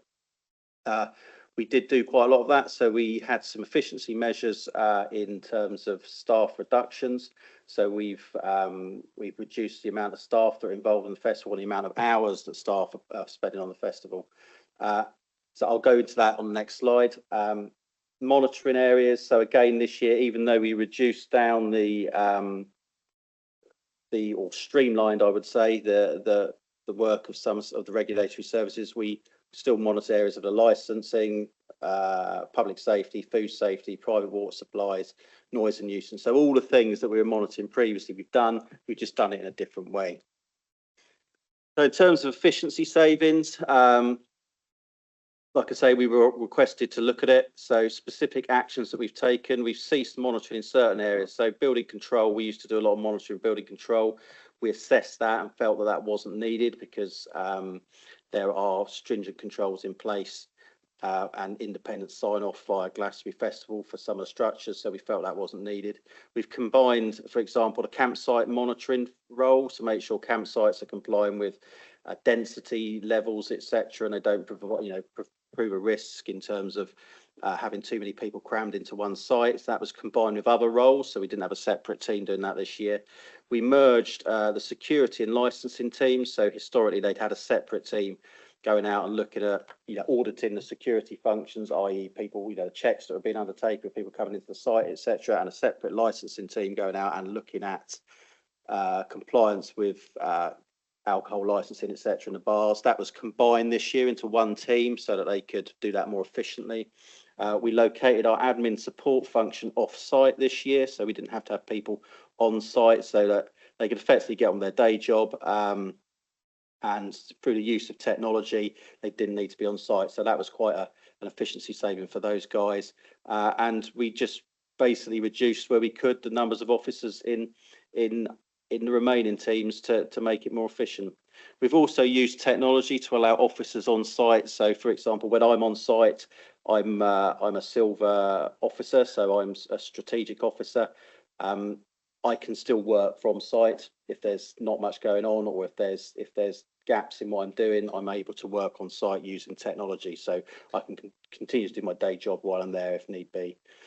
We also undertook some reductions in vehicles. Previously, they'd hired a lot of 4x4s in, and this year I utilised council 4x4s, things like pool cars, etc. So we didn't have to have that additional costs. So to summarise the efficiency savings, so there was a 34% reduction in staff hours spent on the monitoring of the site, which equates to approximately £17,000 reduction compared to 2023. Vehicle costs, like I say, we had to hire one vehicle because there wasn't quite enough of what we needed, but that was a reduction, I think, in at least 3 vehicle hires, which saved us 6.4k. So again, a 75% reduction in vehicle hire costs, and we'll look next year to make sure that we can get all the vehicles and we don't need to hire anything. So the total monitoring cost for 2024 was 33.5k, which was a 41% saving, or 23k compared with 2023. The license, or the statutory license fee, is 34.2k. And like I said just now, future improvements will continue to look for ways this year where we can reduce costs, but still maintain the level of monitoring that we need to do. Monitoring findings. Overall, the festival was well run. Only minor improvements identified, and these have been communicated to Glastonbury Festival. Anything that was which was identified whilst the festival was on site would have been picked up by Glastonbury and addressed. And then obviously there's, as we said last year, continuous improvement. You know, things can always be improved. Things can always be looked at. Is there new ways of doing things? So there's various things, my recommendations we've made. Some around things like a few issues around, not issues, but recommendations around crowd safety and communications, etc., or crowd dynamics. No sort of danger areas as such, but just advice maybe on things that they consider to do differently next year. And there's some issues around, minor issues around health and safety, some things to do with slips and trips, because obviously they're taking into account the site is a sort of farm, so there will be uneven surfaces, but they do a lot of work on that anyway, but whether there's anything else they can do with that. So really a lot of the recommendations are just things for sort of continuous improvement. No breaches of any licence conditions were identified, and there was no formal action required in any circumstances. So overall, there was successful compliance with the licensing conditions, and there is a sort of a detailed debrief process which our officers feed into, which is going on at the moment. So these various sort of recommendations, etc., will be fed into that process, and Glastonbury will pick those up, and they'll be worked on next year to see, you know, to input into the 2025 event. I'll just mention noise because I think that came up one of the questions. We didn't reduce the noise monitoring team this year, like I said previously. And in terms of the recommendations, because I think that came up in one of the questions, the recommendations are the same as last year, in that we will continue to work with Glastonbury Festival on making sure the complaints process works smoothly, and also to work with Glastonbury on ensuring that, or again, continuous improvement. Are there areas that can be improved upon, taking into account things change through different, you know, different acts, etc. at festivals? So there is no, there was no major concerns with the noise monitoring side of things, and I think that was obviously one of the major things that came out of the festival. Like I said in the questions, was the reduction in noise complaints. I think from about 47, I think I said last year, or 41 noise complaints last year, to 11 complaints this year. Which is, if you bear it in mind the size of the event, I think there's always going to be some complaints, but the number of complaints we've had, if you compare it to someone, I don't know, for example, having a barbecue in their back garden with the music going, we could get 5 or 6 complaints about that on a Friday night in environmental health. And when you take into account there's 210,000 people on site, it's running over 6 days. I think 11 complaints is quite a reduced number than you could have if it wasn't well run. Work with the other teams. So the traffic management team, they did. These aren't my slides, so I'll just read through them. They approved the traffic management plan produced by Glastonbury, and their primary role is to ensure that congestion on the highway is minimised and the highway is safe. And like I say, they approve the traffic management plan. They ensure that the traffic management plan is appropriate and meets the objectives in reducing congestion, etc. And they monitor the implementation of the traffic management plan against the the various requirements to make sure that they're doing what they should be doing.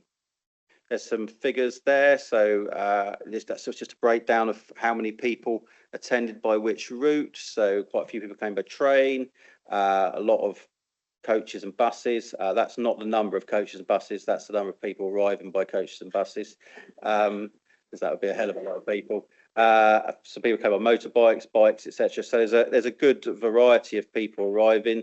So 144,000 people arrived in cars, but not all on their own. So there was an average of 3.43 people per car. So there's obviously a lot of car sharing going on. There's the coaches breakdown of the number of coaches arriving and the types of operators doing those. They did install some bus trackers this year into the Glastonbury operated services, which gave them good insight into traffic congestion and be able to reroute buses, etc. Should there be any issues. And the green car parks, I think this might have came up last year's scrutiny committee and has come up previously. The green car park is located in one of the villages, and obviously traffic has to move through that village to get to that car park. This year, the numbers using that car park were reduced by 33%, which is good because it reduces the impact in traffic going through that village. And this was due to a number of reasons. I think the reduction in the number of passes granted by Glastonbury Festival to use that car park, but I also implemented use of ANPR recognition barriers on the entrances to the car park so that you couldn't get in unless you'd pre-registered, etc. So to reduce the risk of unauthorised people, I suppose, getting into those car parks. So the green car park was operated now, I think, consistently, if you look between last year and this year, at below 50% capacity. So they are doing what they can to reduce the impact on local residents. Parking enforcement, parking enforcement was undertaken because obviously people probably try and park where they shouldn't to try and get into the festival site. They did some new signage this year, which seemed to have improved the situation, and was a 50% reduction in penalty charge notices issued. And that's not down to any reduction in patrols. The same number of patrols we've been doing, it was just less people were illegally parking. Points to highlight from highways.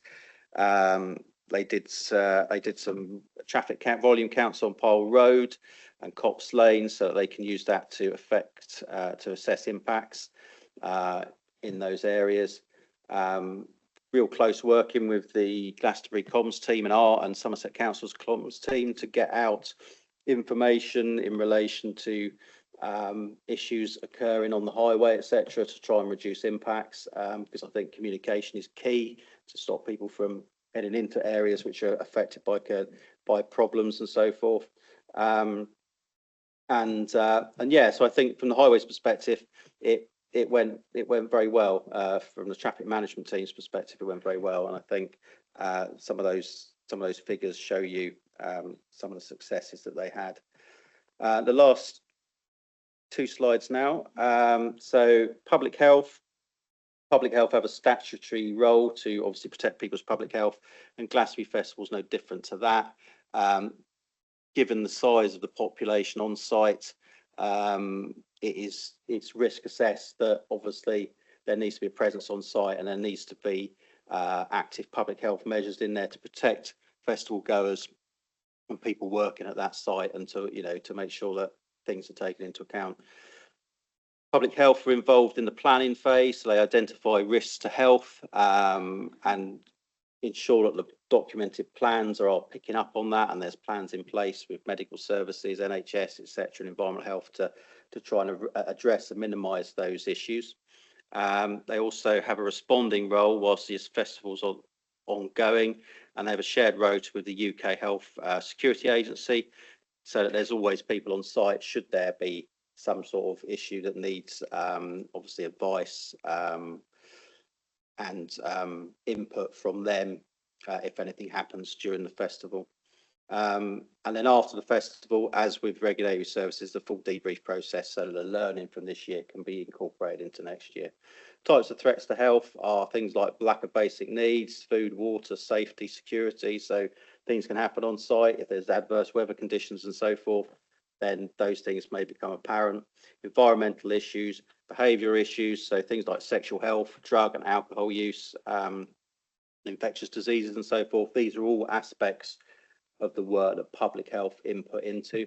And I think from itself. It says in the report that this year was a very successful year. There were no issues of that caused any problems at all. So some really good work. And now my last slide. So very briefly, role of emergency planning. They are present on site in case there is a major incident or something. They're also involved in the planning phase, and they are, like I say, they have a strategic officer on site at all times to make sure that if an incident does occur, then the likes of me, for example, who's a strategic officer there, has detailed input from a experienced emergency planner should there be a problem. And that's it. Okay, thank you, Dave. We have to finish at past, so I'm going to ask the question. I've got 4 councillors who wish to speak. Hazel Price-Sankey, followed by Councillor Cravis. Thank you. Just intrigued as to why there were a lot more arrivals by train than departures. 3,000 less, so 14 and 11. Well, who knows? But presumably we have no idea of that discrepancy? No. Okay, thank you. Councillor Cravis, please. Yeah, thank you. Excellent presentation. Quite informative again. My question, I suppose, because you talk about the costs, etc., and I know it was touched upon in the public question earlier, etc., and we talk about staff time, and I presume is that. So my question is, trying to keep it as brief as I can, and I think this is probably proof of why a 2-hour meeting isn't doable, because I think it's quite a big topic. This is so was the last one. So my question is what other staff time that isn't directly related to, I mean, obviously the staff time at the festival, but staff time, say, prior to the festival, or just, have we got any concept of how, it must take up a lot of people's headspace, I suppose, getting ready for it and preparing for it. Other specific question, you mentioned statutory licence fee. So is that set by statute, or do we have no control over that licence fee in our fees and charges? Excuse my ignorance for not knowing that, but I just don't. I'm surprised that I don't, but I don't. And so that's that one. And then with regarding of what's going on with the structure changes, etc., are we going to have an issue with doing the same next year? And I'm sorry, I'm going to turn it into a 5th question as well, if that was 4. With regard to noise complaints, are we satisfied that the noise complaints are down to generally people not complaining because there isn't noise, or do we think there's an element of people not complaining because it's a Glastonbury festival and what's the point? Right. So in terms of the sort of pre-festival work, there is some pre-festival work that goes on. I haven't presented that because that's not changeable really, in that, there's various meetings that go on to approve the event management plans and so forth. So various officers are involved in that. But again, that's something that we can't really change because we need to make sure that those meetings are done and that the festival's safe, etc. In terms of the statutory licence fee, that can't be changed. That is set by, I haven't got the formula here. I think we went through it last year, but that is, we can't change that. That's set on the type of event that's happening, the type of premises, and the sort of, I think something to do with the rateable value, etc. So we can't change that. What I didn't mention actually was in terms of highways costs. So the highways costs are fully covered by Glastonbury Festival. So they have a separate agreement because it falls outside the licence. So that is fully covered by Glastonbury Festival. In terms of issues for next year, we're obviously still working through structures at the moment. So I can't say what the structures will definitely look like, but we would aim to ensure that, appropriate monitoring is undertaken at this event to ensure that safety, etc., is maintained, and that obviously local residents, we try and do what we can to ensure the impacts on local residents are reduced. And in terms of noise complaints, there is a complaints process, so people can, I don't know whether people aren't complaining because they don't want to complain, but I think from the years I've spent in environmental health, if someone wants to complain, they will complain. And there is there is ample routes for people to make complaints on our website, on Glastonbury's website, etc., that allow people that facility to do that. So, so that's all I can really say on that. Thanks. Councillor Reid, please. Thank you, Chair. Right at the very beginning of the meeting, we had a speaker who mentioned about the volume of helicopters landing and the noise disruption. Can we not maybe suggest a solution in conjunction with the CAA and maybe Michael Evers' team in looking for another safe landing point nearby, maybe to avoid maybe the housing and the residents, and then bring them in and out by car, maybe? That's a suggestion. I believe I was at the parish council meeting the other day, and I believe Glastonbury Festival are looking at if there is anything they can do with helicopters or to reduce that impact. Like I say, from a licensing perspective, there's not much I can do, but I believe Glastonbury Festival are looking at that to see if there's anything they can do to change that approach slightly to reduce the impacts.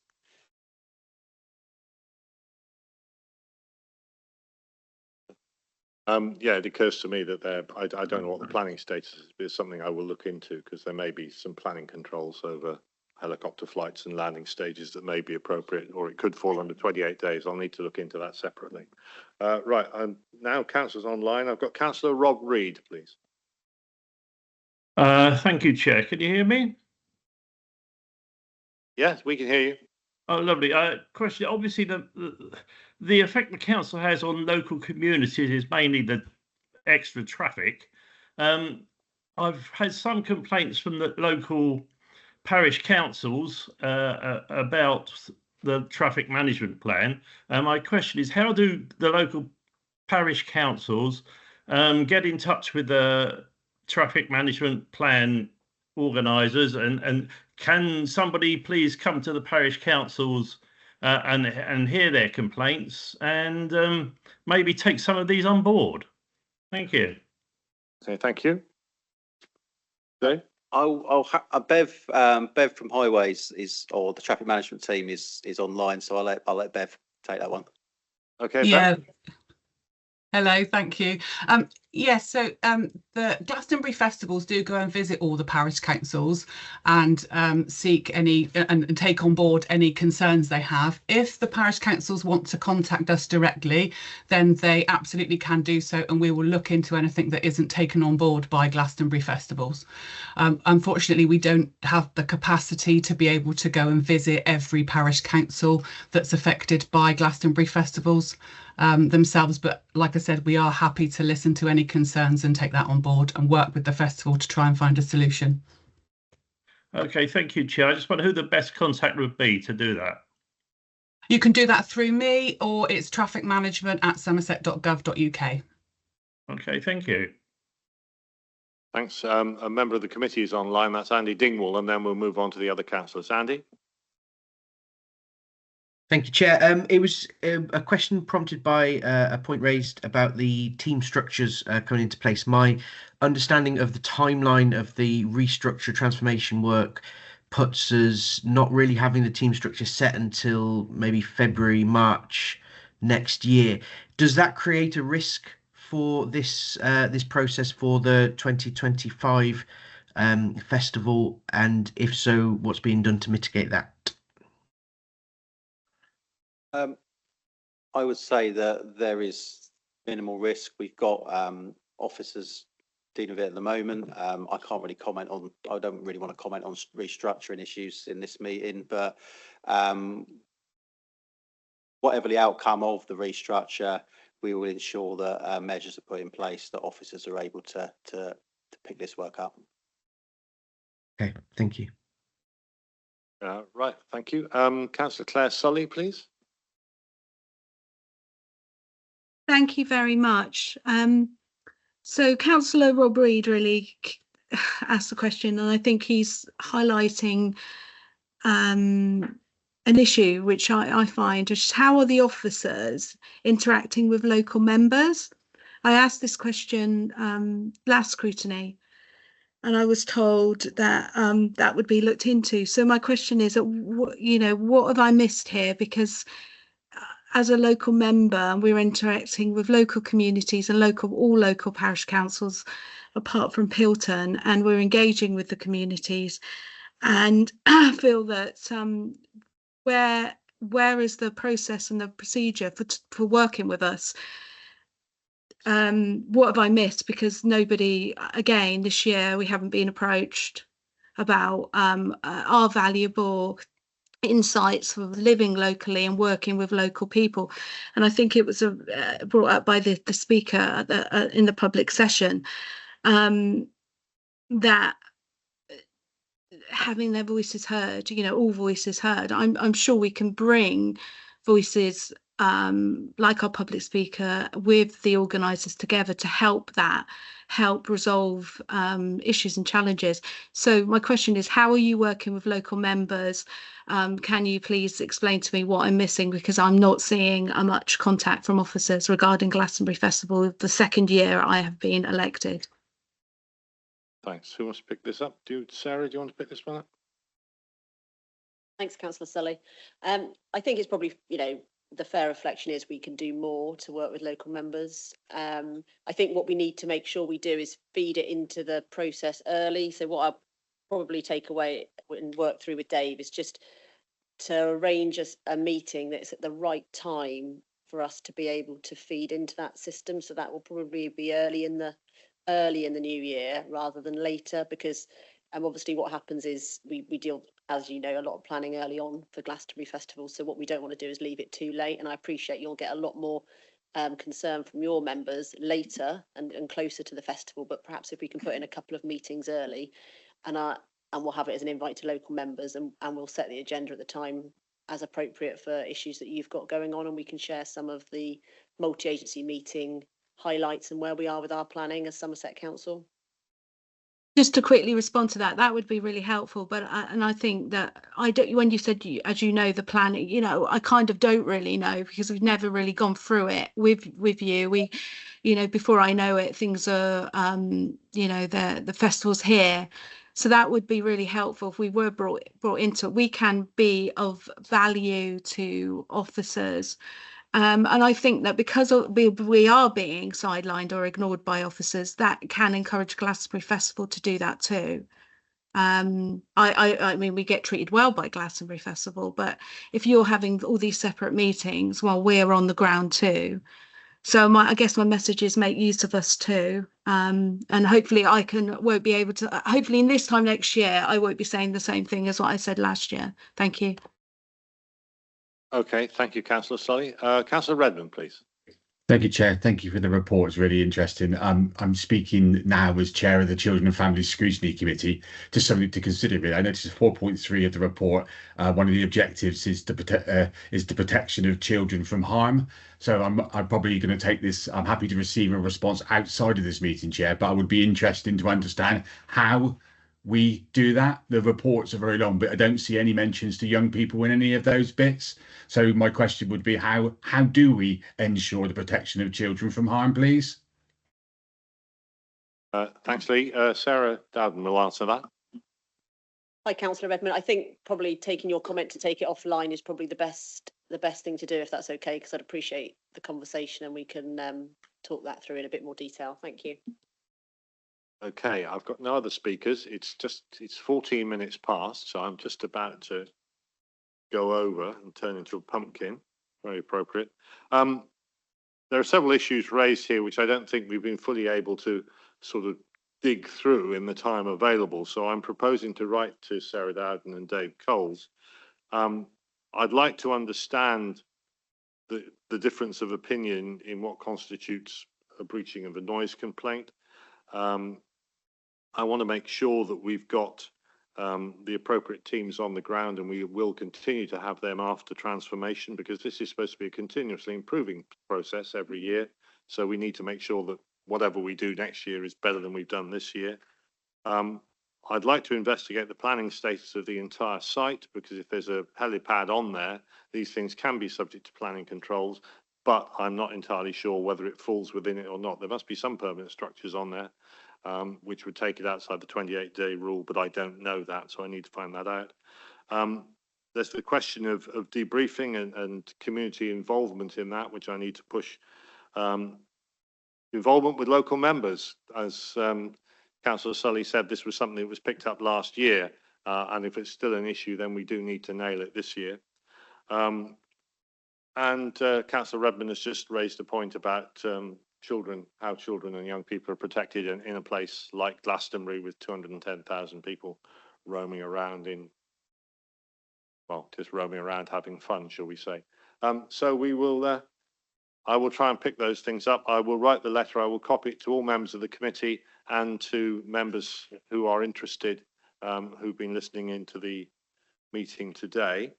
I think all it remains for me is to remind you that the next meeting of this committee will be on the 11th of December in this room. I think I'm going to have to consider a 9:30 start. I'll have another look at the programme. We will talk to officers about this. If I don't think we can get in by 12 or quarter past, then we may have to consider another venue, but I will obviously let you all know. In the meantime, thank you all for your time and trouble and your participation, and safe journey home. Thank you.